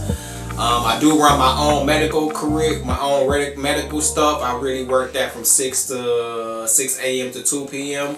And I do floating phlebotomy. I do draw blood. I do check on your patients. I do all that. So I'm always hustling, man. There ain't no hustling. We working out here, man. We have the privilege to do it. We working, man. This networking is like, I was gonna ask you what's next for you, but goddamn, you just broke all that shit down. So I ain't even gotta ask you that, man. It's just like, it was a pleasure sitting down doing this interview with you, man. You taking your time out, man, kicking it with me, man, sitting down, letting the people know what you got going on, you know what I'm saying? And I just appreciate you, man, for doing this shit here with me, man. Yeah, I appreciate it, man. I thank you for having me, man. So my next real thing is we got 2 movies coming out with Rocky and Janaea Black. They're with Jack's Blacksmith Enterprise.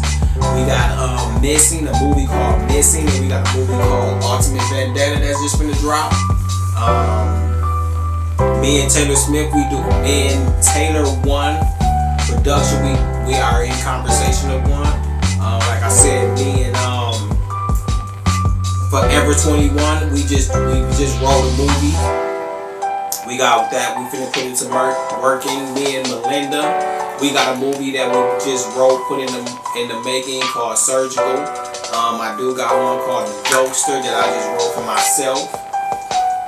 So it's really getting pretty much graduating and getting into the director's chair, man. Director's chair. So like I was gonna say like what's next for you, but like you be saying so much and just taking off on everything, man. But like what's next for you is like unlimited, man. Right. Like, So you have no limits to what's next for you. Like, not shout out to Master P, No Limit, man. But this man here is like a real life Renaissance man. Like, you know what I'm saying? People be like, I'm a Renaissance man. No, this man here, real life Renaissance man. Real life, man. Like so much shit. Like even though like I like your music, and it's crazy for me to like your music. And you take a back seat to that shit. Yeah. Cause you doing so much other shit, but your music, bro, I like. Hey, listen here, man. Listen, You could be a ghostwriter for some real shit. And I've done that. I've ghostwrited for, I believe her name is, I want to say it right, Stephanie Jackson, J. Jack White. Yeah. I wrote a verse for her. I wrote a verse for a few other people too, but I don't put them out there. So yeah, man. To me, I never wanted the forefront. Yeah. I never wanted to be. Listen here. You know, Joe Polk and the Freak Masters. You know what I mean? Man, you like in the same boat, man. Cause like when. Like I say, when the shit was going with the SAG TV, the Club Envy, all that shit, like niggas don't know we actually had that club. That was our club. Yeah, I know. Yeah. But I was so much in the streets. Don't put my name on none of that shit now. I'm gonna stay in the back. But the realization of God, I never put you in the back, man. Yeah. Gotta put you in the front where you supposed to be. Motherfuckers knew. Yeah. You know what I mean? And then you know, Forever 21 Entertainment, call 248-787-9658 for booking. That's my manager, Ghost or Big Trip. And again, that's 248-787-965-9658. So I'm gonna say that again. Forever 21 Entertainment, 248-787-9658 for booking. You can reach Big Trip or Ghost for booking. That's for entertainment or public speaking or anything else. Yeah, bro. Like I never wanted to be the forefront of anything. Yeah. That's even Freak Masters. Yeah. You know, that was my dance group or our dance group. Let's get back, like not to go backspin. No, go ahead. But listen, like, cause like I say, we talked about this earlier. I know you older than me. I heard of the Freak Masters, but like, who was the members of Freak Masters? Like who? Like I don't know who started it. Right. Who got into it in the middle? Who finished it? Like who was like the initial members? You know what I'm saying? Of Freak Masters. So Freak Masters was a dance group. Yeah. And we started it in like the 9th, 10th grade, second on high, 10th, 11th grade. About what year was that though? This like, was like 90 something? 93, 94. Yeah. But like 92, 90, 91, 92, 93, 94, 95. Because I got sent to prison like 95, 96. I caught my 10th murder case. So about 4 years before that, we started Freak Masters. And I can say we was a bunch of nerds because we was smart as shit. And we was all getting good grades in school. Who was like, when you say that, the nerd, who was the initial like Okay. members? So the core, it was a bunch of members. No, who was But the initial core like when of it Freak came to Masters Freak Masters? was me, Ricky Nelson, which is Slicky Boy, Ramona Brookins, which is Sis Momo, Keisha Bodyford, Dante Harrison, Detroit, Chuck Carruthers. You know what I mean? We call him No Neck Chuck, but we don't say No Neck Chuck. Charles. Chuck, Charles. Yeah. Him. So it was really No me. Neck was in the Freak Masters? Bro, it was me. So it did start off Freak Masters. It did start off Freak Masters. So it No, started off 4 people. No Neck was in the Freak Masters? Bro, Chuck can dance his ass off, bro.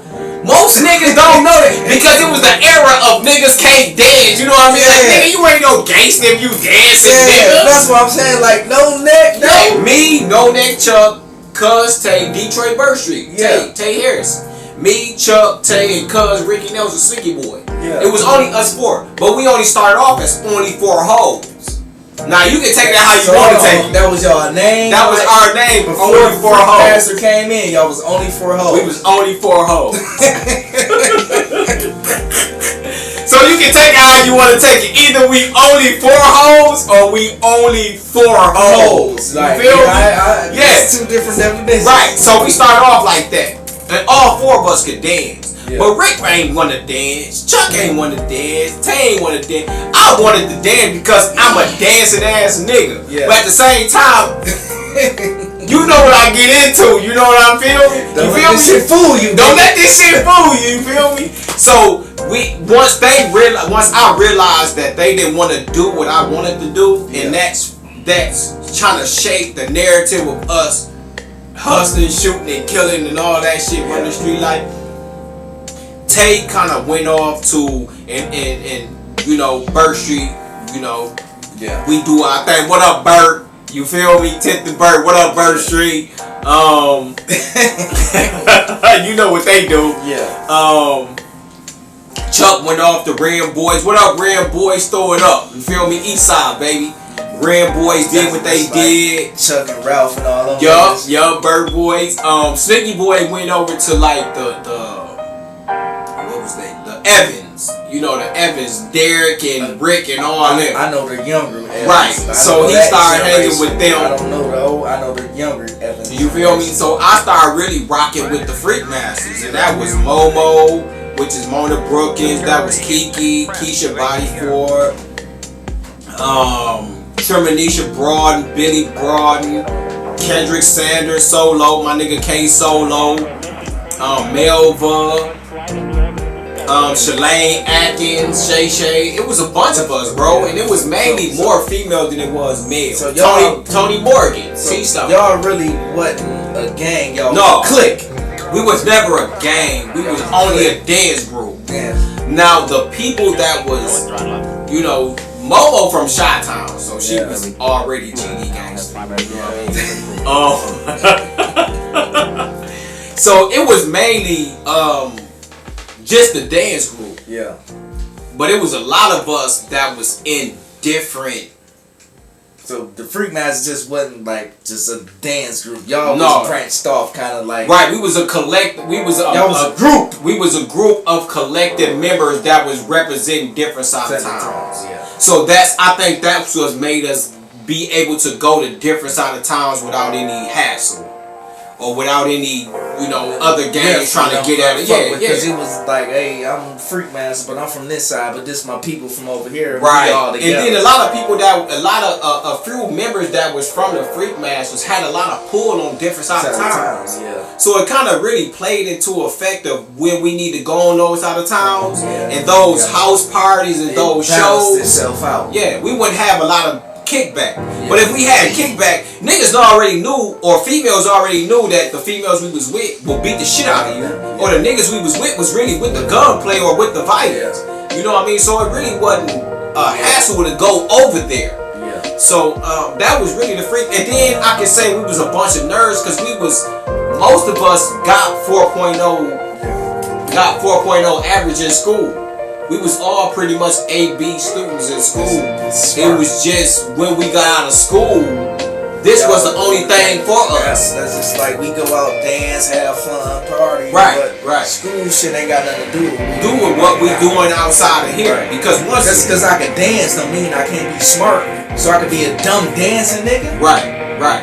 100%. We used to do shows. I mean, you know, we Weber called us to do a show. West Weber Elementary, South High School, Junior High School gave us a call out to do a show at their school. North, we did a show we opened up for Ice Cube, we opened up for Yo-Yo, we opened up for Luke, we opened up for 69 Boy, we opened up for H-Town. It's all at the Civic Center. Yeah, I remember. We opened up for Trina them on the island. Oh, listen. Oh, shit. Trina. Yeah. Wait, that was a family affair. That was a family affair. Listen here. Not to cut you short. Hey, listen. You remember when Tri-Camp was at? Yeah, 100%. I was at Tri-Camp when Trina came to the family affair. I was thinking about AWOL in the hey, bro, listen. Woo! If it was any day you should have AWOL, you should have AWOL with Trina. And that was like probably one of the last years of the family affair. Yeah, I think. no, that was the last year. Because that's when Dog got shot in the crowd. Remember, they was shooting in the crowd. I was in Tri-Camp. I was locked up. Yeah. I couldn't because I was thinking about AWOL because you know Tri-Camp was on Davenport and the island is straight. You come across Davenport, straight up the you hit the bridge and right there you there. 100%. I was at Tri-Camp. Then I'm like, man, we got AWOL Trina here. You know, that was before social media all that shit. Like Trina here, goddamn it. Trina is insane. The baddest bitch. And I'm at Tri-Camp, nigga. Me and my homeboy Swan. Shout out to my nigga Swan, mega figure. What's up, nigga? We was thinking about AWOL to come to that shit, nigga. Hey, real shit. You should have AWOL, bro. It was cause damn, my man them Andre 3000, Outkast, all them was there. So we opened up for a lot of people. So I've always been in entertainment. Yeah. You know what I mean? Even back then, that was like fucking. That was 93. It was some shit. Yeah, it was 93. Yeah, it was 93, 93, 94. Somewhere. 95, I got 95. I called my case. It was in the 90s. Yeah, 95. I called my case. So 93, 94 on the island when I opened up for them. When we opened up for them, then you remember at the Civic Center, Big Mike and them came. Peter Man. We opened up for Luke and them 94. And that was when y'all was the Freak Masters. That was when we dancing. Yeah. Y'all was like background dancing and shit. Yup. And then we went on tour 94. I think we went on tour with H-Town, Rock Berry, Anthony Dent. We went on tour with them like 94. So like, this shit actually been in you a long time. You just didn't know it. Yeah. Yup. It just, the streets had a hold to you 100%. and didn't know it was a whole nother goddamn lane for you that was without this same benefits, without the risk. Yeah. So I think we went on tour. I think we started tour like 92. We started doing tours like 92. That was like the Freak dancing. Freak Masters, yeah. Dancing. We went on tour like 92. And then 94, I went on tour with my brother. He was called Kane then. But I went on tour with him with Top Authority and Dayton Family when I was back up dancing for him. That's when I really started. I started getting into rapping around 94. Yeah. Because 95, October 95 is when I caught my case. So it was like middle 94, early 95, I really got into rapping. But I wasn't really rapping. I was like, yeah, nigga, alright, whatever. You know what I mean? But I'm gonna go fuck with these bitches. Yeah. You know what I mean? Yeah. So I was dancing and our group was really getting there. We supposed to sign with Luke. You know, Luke had a contract for us. With the Freak Man? With the Freak Masters, the dance for H-Town and Luke. Dance group. Yeah, Freak Masters had a deal. We had a deal with Luke. As a Freak Master. As the Freak Master. Yeah. And at a fact, homeboy from the hood, Lemonade. Remember Lemon? From he had Choice. Remember Choice, the singing group with Kendrick King and all of them. So Kendrick King and Kendrick, Ty Key, Rico, recipes Rico, Adri, I think his name Adri. They had a group called Choice, and they were signed with Lemonade. So Lemonade had a group. We was backup dancers for them. Luke actually introduced himself to sign us with Luke to be backup dancers for Luke and H-Town them. Luke was on that goddamn Freak. Because we had a happy birthday. Remember, it's your birthday. It's your birthday. We actually had a dance step to that, and we brought to Luke's song. Yup, and we opened up for Luke then in '94 with "It's Your Birthday" at the Civic Center, the big stage. And that's what took us off, and he wanted to sign us. But 95, I caught my attempt murder case, and that blew up the deal. That fucked everything up. Well, that was the deal they blew up. But we had a deal with my sister. Shout out to Lady Kamikaze. She was with Flesh and Bone them, with Bone Thugs. So Lady Kamikaze, shout out to Kilo too. Kilo and Lady Kamikaze was rappers and writers for Flesh and Bone and Bone Thugs. And they wanted me to get into that rap group. But prison. I got my scholarship for basketball, soccer, and swimming. I got basketball scholarship for Ferris State. I had a swimming scholarship for Anderson University, swimming scholarship for Michigan State University, and I had a academic scholarship for African American history for Michigan State University. I had a Michigan State University scholarship for academics. I had a swimming scholarship for Anderson. I had a swimming scholarship for Michigan. U of M. So I had an academic scholarship for African American history from MSU. I had a swimming scholarship for Michigan, University of Michigan, and I had a soccer scholarship for Anderson University. But I also got sent to prison that same year for attempt murder. So you had all this shit going on. Yeah. And we supposed to been signed with Luke that same year. Same year. You had scholarships. Yeah. You had motherfucking I don't know if it's a record deal, dance deal. Rapping, dance. I had a rapping with Bone Thugs. I had a dancing with Luke. You had a dance deal, rap deal, fucking scholarship, and then prison came.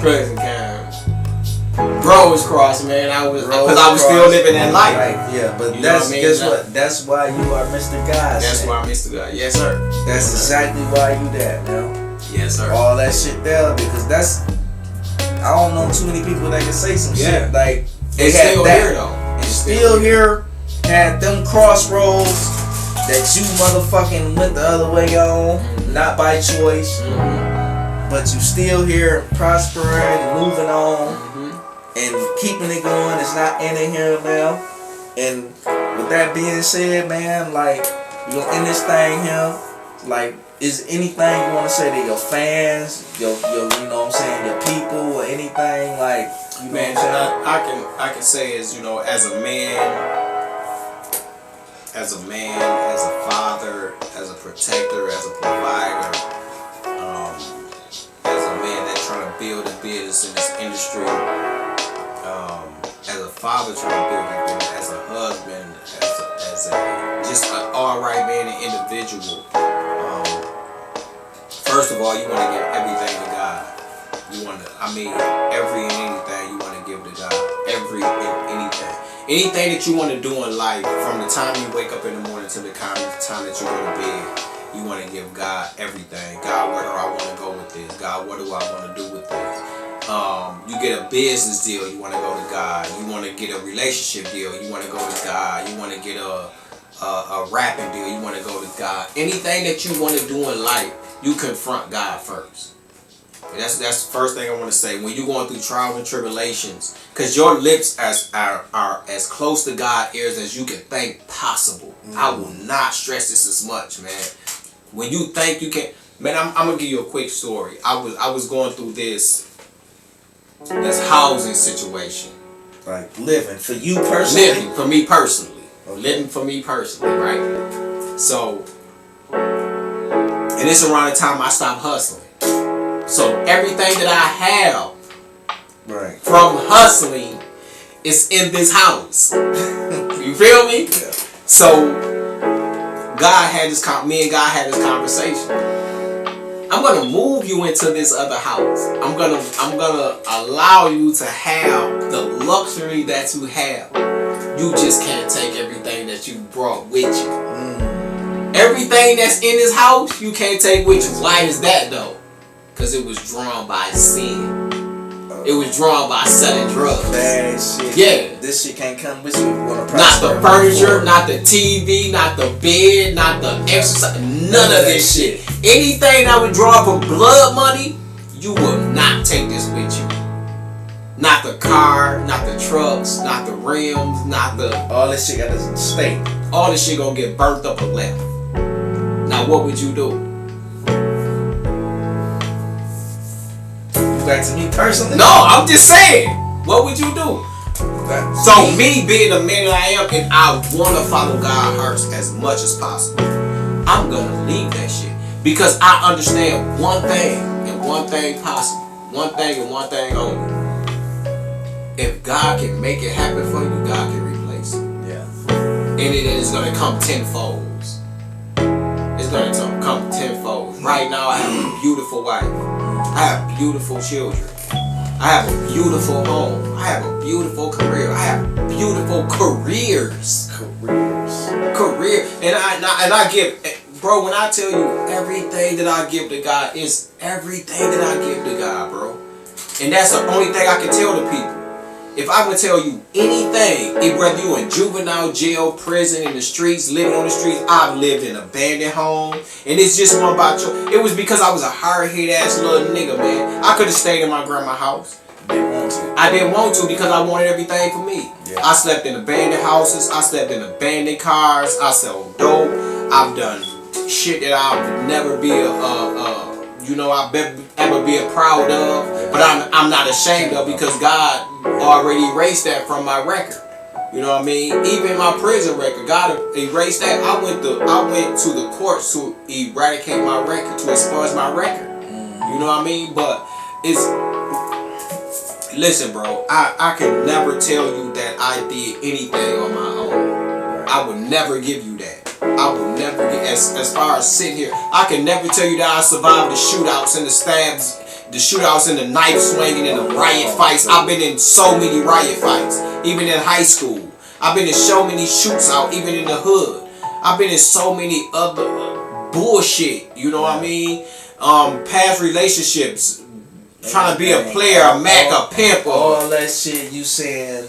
God. Everything you have to take to God. Everything you want to clean up, you gotta take to God. Everything you want to push forward, you gotta take to God. And God will clean it. God will wash it. God will burn it. Even as far as you like moving forward, business and shit. Business, all the shit you doing. even business ventures. I want to be productive. I want to be a producer. I want to be a entrepreneur. I want to be the best spokesperson. I want to be past and shout out to whoever the best public speaker or the best actor or the best whoever. If you want to be that, then you gotta go to God. God gonna give God you gotta everything. be first and foremost. Me and my wife, we text each other every day. Yeah. Or just about every day. You know, marriages go through relationships. Yeah. So when we mad at each other, pretty much we don't text each other. But being without, we do text each other more than we say. The first thing first is keep God first. And anything after that will be blessed.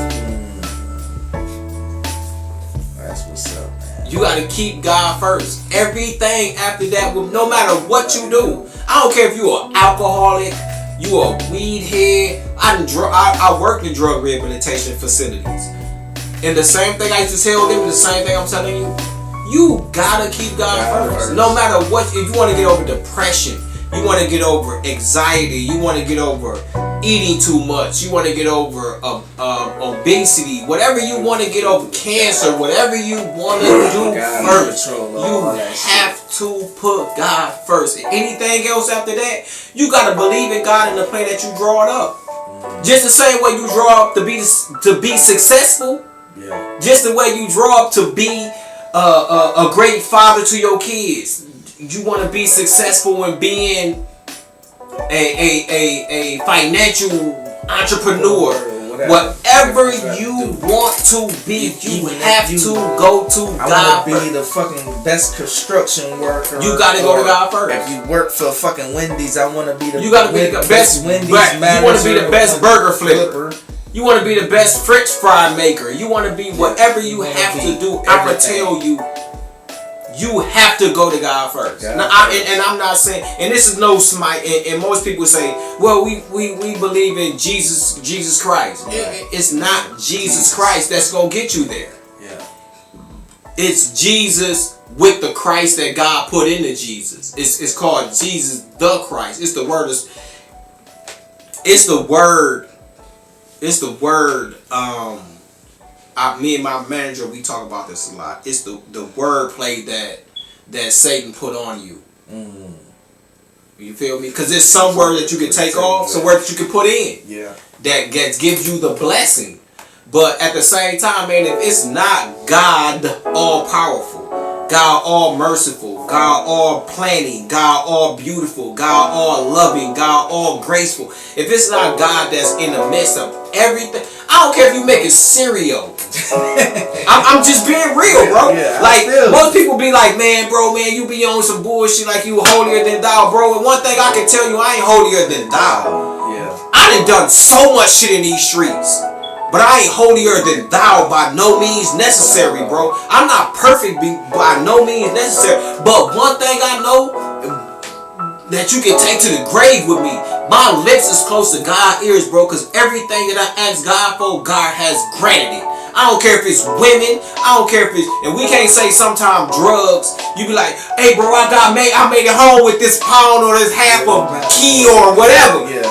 Bro, God made it, and this might sound blasphemous, and I apologize if it's blasphemous, but God made you home with that key. Yeah. Because God ain't make you home with that key or that half a key, then you wouldn't be sitting here in front of me, my nigga. You wouldn't be able to say that shit.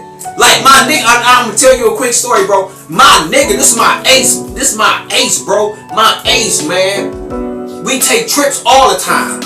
From Atlanta to Kentucky or to Texas to pick up that shit. You feel me? But we made it back. He didn't make it back one day. But he was supposed to pick me up. But he didn't come pick me up. And he didn't make it back. And he got time for that. You feel me? It wasn't a little time. Dog got time for that. Yeah, he sat down. Yeah, but he said, bro, I didn't come get you because it was something told me not to come get you.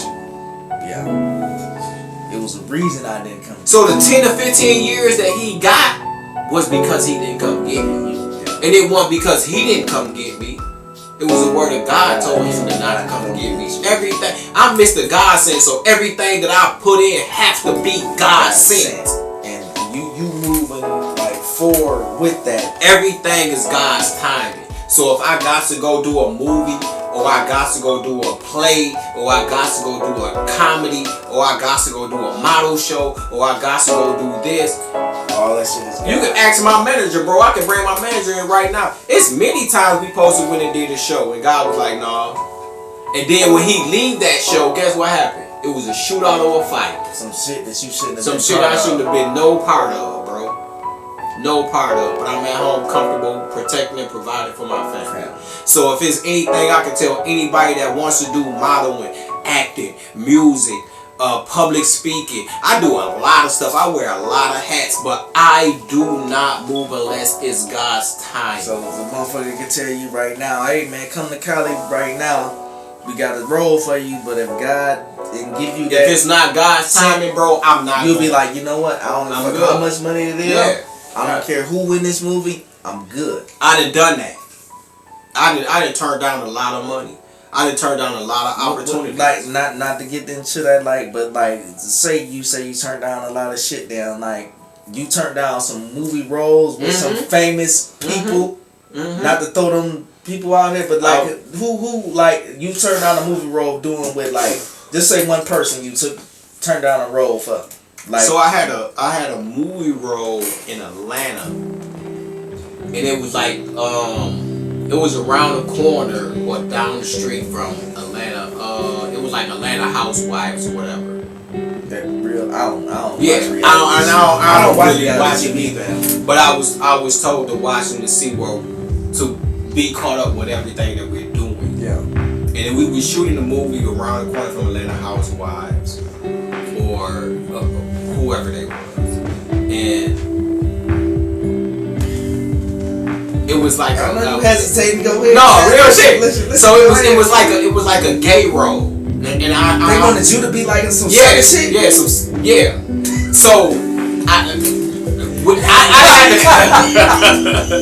So I didn't have to confront nobody because I already knew what I stood on. Yeah, you know what I mean.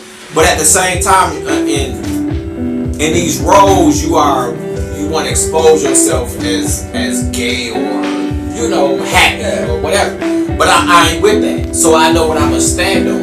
Yeah, and it was a bag, you know what I mean. But I know fuck all that. Who was the people? I would never tell because you sign a contract not to do it. Right. So, but it was some public. It was some public people. Some people that we all know type shit. Definitely.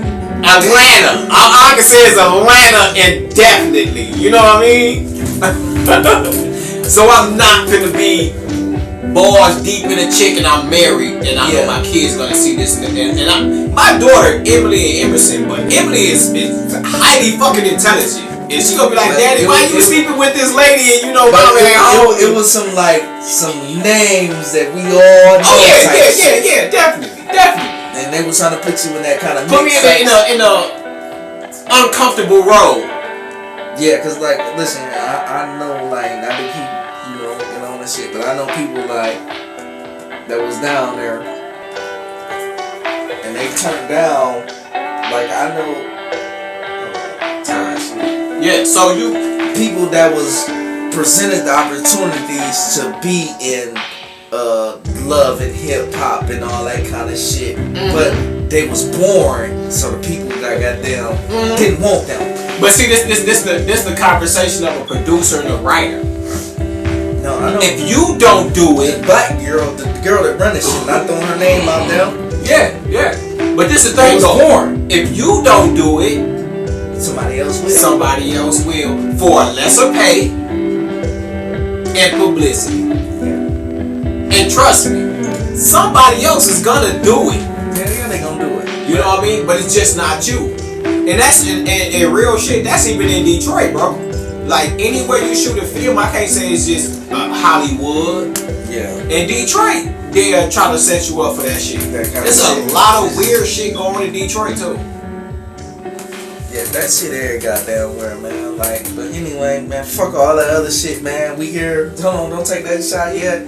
We here saluting you, man. Salute. Joe Polk, man. I appreciate you for coming down, doing this shit, I man. appreciate you, man. And I can't say enough about you, man. Your charisma, man. Your livelihood, man. Everything you do, man. Like, I love that shit from the day I met you, man. It's like, we've been clicking, and I'm like I say, when I say I'm starting this shit, I was like, damn, I want to interview this nigga, this nigga, this nigga. And you was top 3 in that list. Man, I appreciate it. You know what I'm saying? So I can't never discredit you, and I love what you doing, man. I just want you to keep moving forward, doing what you doing, man. And before we wrap this thing up, man, I want to like say to you, is anything you want to say to your fans or anybody out there that want to check with you or that shit, man? And just whatever you want to say right now, man, because it's all about you, man. We're gonna take this shot, man. So in closing, man, I appreciate you. One thing I do want to say is, man, I appreciate your humbleness, your appreciation, and your acceptance of who you have on your show. Secondly, I want to always say, give God everything, trust in God's process. Take time out to speak with God. Take time out to meditate with God. Take time out of your day. The same way you take time out to be successful. Tell you the same way you take time out to build a relationship. Take more time out to be with God, and God will show you who you need to be with, what career you need to take hold of, where you need to be in life, so you would never miss a step. And then trust God in the process. If you're gonna do this movie, anything entertainment, trust God in the process to take you through and where you need to be.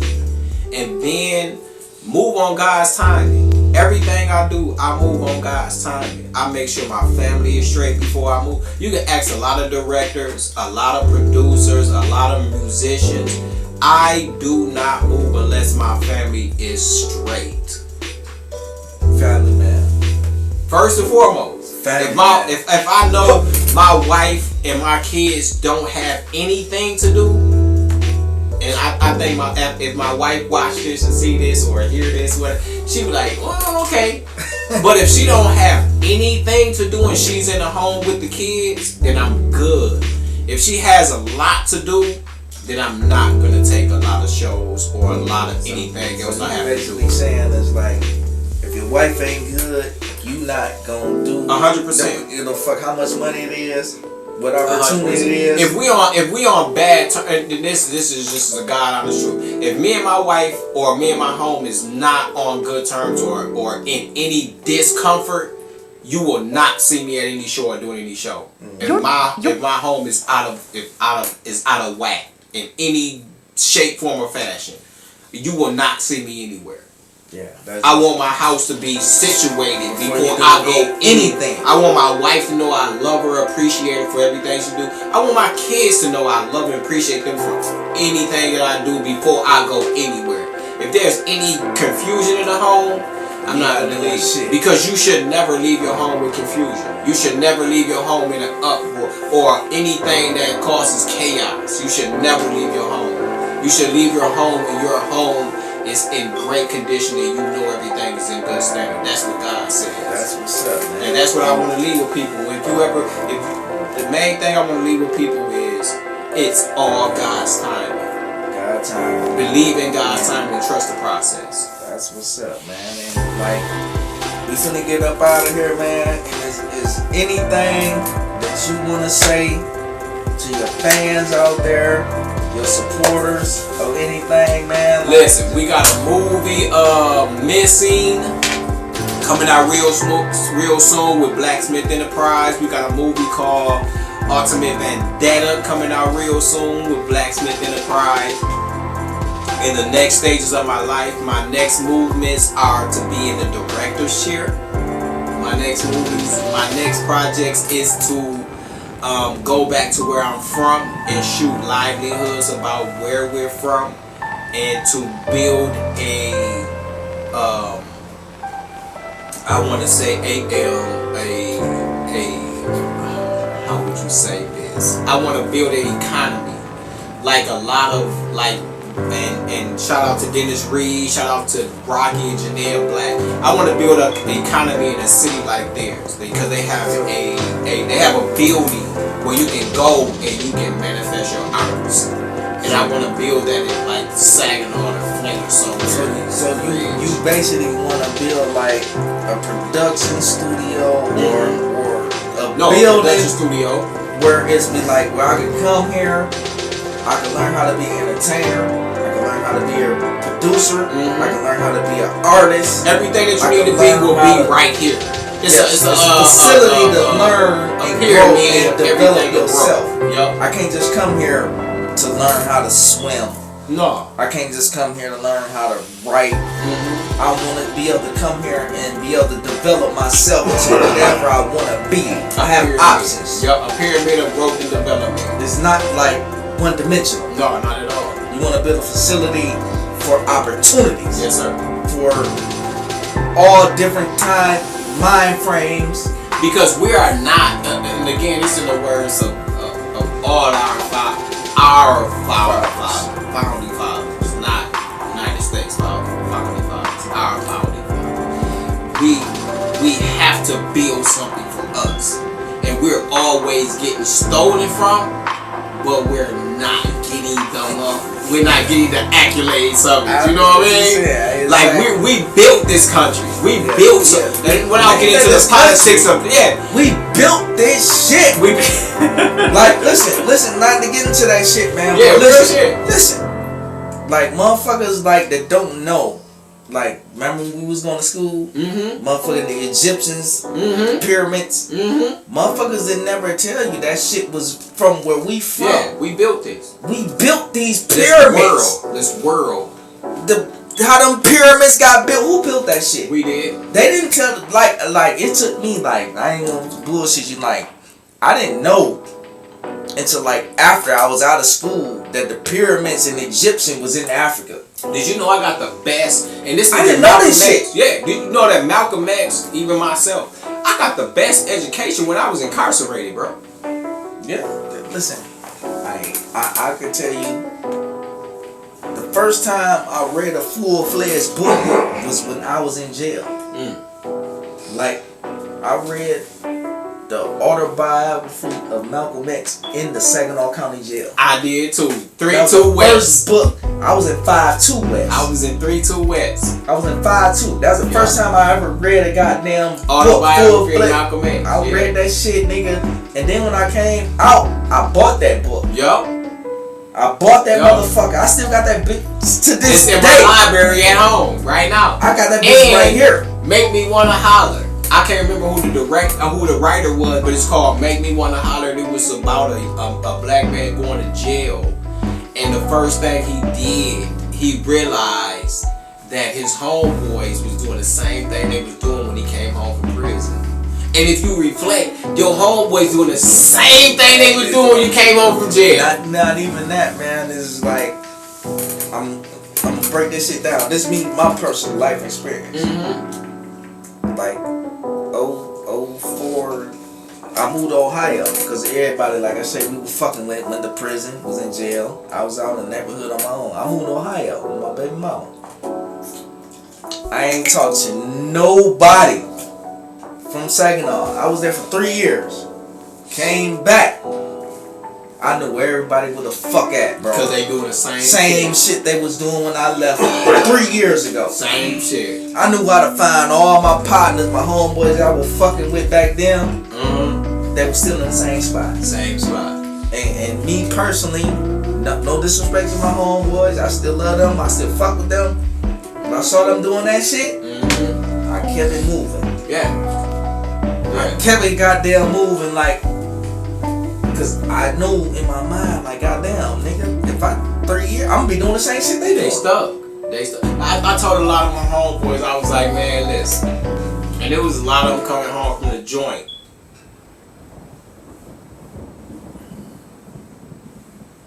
I say, listen, man, I love y'all. But if you ain't know what I'm on, I can't fuck with you. I can, when you come home, I can take you shopping, which I did. 99.9%, 100% of my niggas, I came home from shopping. Came home from prison. I took them shopping. I don't know P. Diddy shit, but I took them shopping. Yeah. Like, bro, what you need? Get fresh. Like, whatever you need, Right. I got you. Suits, clothes, drawers, simple socks, shit. Let's all go, that shit. man. I got you. Gave him a couple $100. I got you. Whatever you need. But if you not on what I'm on, Right. I can't fuck with you because I can't allow you to jeopardize what I got going on. Yeah. Too much. And they respected it. Gotcha. Because they was like, damn, bro, like you really, like a lot of my niggas like, bro, you mean this shit. Yeah, bro, I mean this shit. Yeah, this is like respecting and checking, nigga. Yeah. We all from the streets, bro. And you know what it and is. checking, man. You know what it is. You know what I'm saying? Like we ain't got time to play with each other, nigga. Hey, that's the thing now. I got more days behind me than I got in front of me, nigga. So what we gonna do? Oh no, bro, I'm going back to doing this. Okay, bro, I'm gonna get at you in a minute. You feel me? I see you when I see you. I see you when I see you, my nigga. Nigga, shit get hard, nigga. You know how to catch me. You know what I mean? If you get hit back up, I got you the first. You know what I mean? I got you on the care packages. I ain't that nigga that's gonna turn my back on you, though. I'm still gonna be there in your corner, bro. Cause I know how it is. Yeah. Hell yeah. So yeah, that's all I want to know. That's all I want people to know, man. Trusting God first, man. Trusting God process, and your lips is closer to God ears than you can imagine. We gonna wrap this thing up, man. And after this, like, what's coming next for you? So what's coming next for me is I'm I know you don't. I know you got a lot. I know I like to tell people, Don't but spill all the beans, but so like, I got a couple movies coming out. I got a couple directorial movies that I'm gonna do. I want to get in the director's chair. That's my next move, but mainly foremost is I'm definitely gonna get back into this comedy thing. I'm gonna definitely hit the stage, man. So hey, look, I'm looking forward to that. Hey, the uncle that don't touch ya. I love that shit when you said that shit. I say this nigga, cause I didn't know that side of you. Right. Even though I know you been fucking with you. Right. When I seen you on that stage and your manager sent me that shit, I say this nigga, that shit like I say this nigga right here is multi-talented, bro. I did not know that from you. Yeah. That was new to me. Even though I've been knowing you, man, I did not know you did that. When I saw that shit, oh yeah, I kill his things. Oh, I kill it. that shit fucked me up. I know you seen you like, damn, this nigga funnier than the motherfucker. Hey, I was dying laughing watching that shit. Oh, I man. kill his thing. I'm one of my guys. He just lost his wife. Rest in peace. And mad love to Reggie Harris and his wife. He just lost his wife, man. Rest in peace to her. Mad love to his family. But we just went to his, again, he's a businessman. So we went to his business and bought, he's a bakery. If anybody and everybody who ever want to go get some cakes, a bakery from Reggie's, Sugar Me Delight. It's on Updike in Pontiac or Auburn Hills, man. Go represent him, check him out. He just lost his wife, mad love to him. He just seen me, he was like, bro, you need to get back on that stage. Shout that shit out again. Where is that again? His name Reggie Harris, Sugar Me Delight. It's on Updike in Pontiac or Auburn Hills. Real good bakery, dog, cooked the best meals. He was just on one of the shows, cook off or something like that. But he's a really good dude. He can cook really good, bake really good. Sugar Me Delights again on Updike in Auburn Hills. But yeah, he told me to get back to the stage, man. He told me to get back to the comedy shit, man. And then my manager been talking the same shit. Get back to this comedy shit. So, man, 2025, I'm giving y'all my word. I'm getting back to this comedy shit. Like I say, me and you came together on the stage, the business, yeah, 100%. together. Whenever, cause like the shit I saw, and whenever you ready to get back on that stage, bro, like I'm 100. If we gotta do a show here, right here in Lansing, right, real shit, nigga, I'm like I've been here. You know, I know a couple people here. Let's do a show here. Like whenever you ready to hit that stage, man, let me know, man. I'm with you. I'm definitely pop at you. That goddamn how me and you came together doing shows. Yeah, bro. So yeah, that's it, man. That's all I'm doing, man. Getting the director's chair and getting more back into my comedy, man. The comedy shit, I'm damn so, sure with you with that. Again, man. I appreciate your time, man. I appreciate your presence, man, and all, keep God presence in your life first. Go to God first, and everything else will be a blessing, man. That's what's up, man. And then like we gonna end this shit. I like to end all my shit on a positive note, man. And just let everybody know out there, the movement is better than the motherfucking moment. Talk that shit. You hear me? Real shit. I'd rather help you than hurt you, man. Think about that. Yeah. The movement is better than the motherfucking moment, man. And we gonna end that. On that note, we out of here. My man, goddamn Joe Polk in the building, man. Godsent in the building. God sent himself Check a out real all my motherfucking streams. life, goddamn renaissance, man. My homeboy, goddamn Big Dave behind the camera doing all the editing and shit, man. And we up out of here, man. Peace. Hey, love yourself more than you love everybody else. Already. But you keep God first. Everything second will be blessed. Mr. Godsent. And we out. Let's go.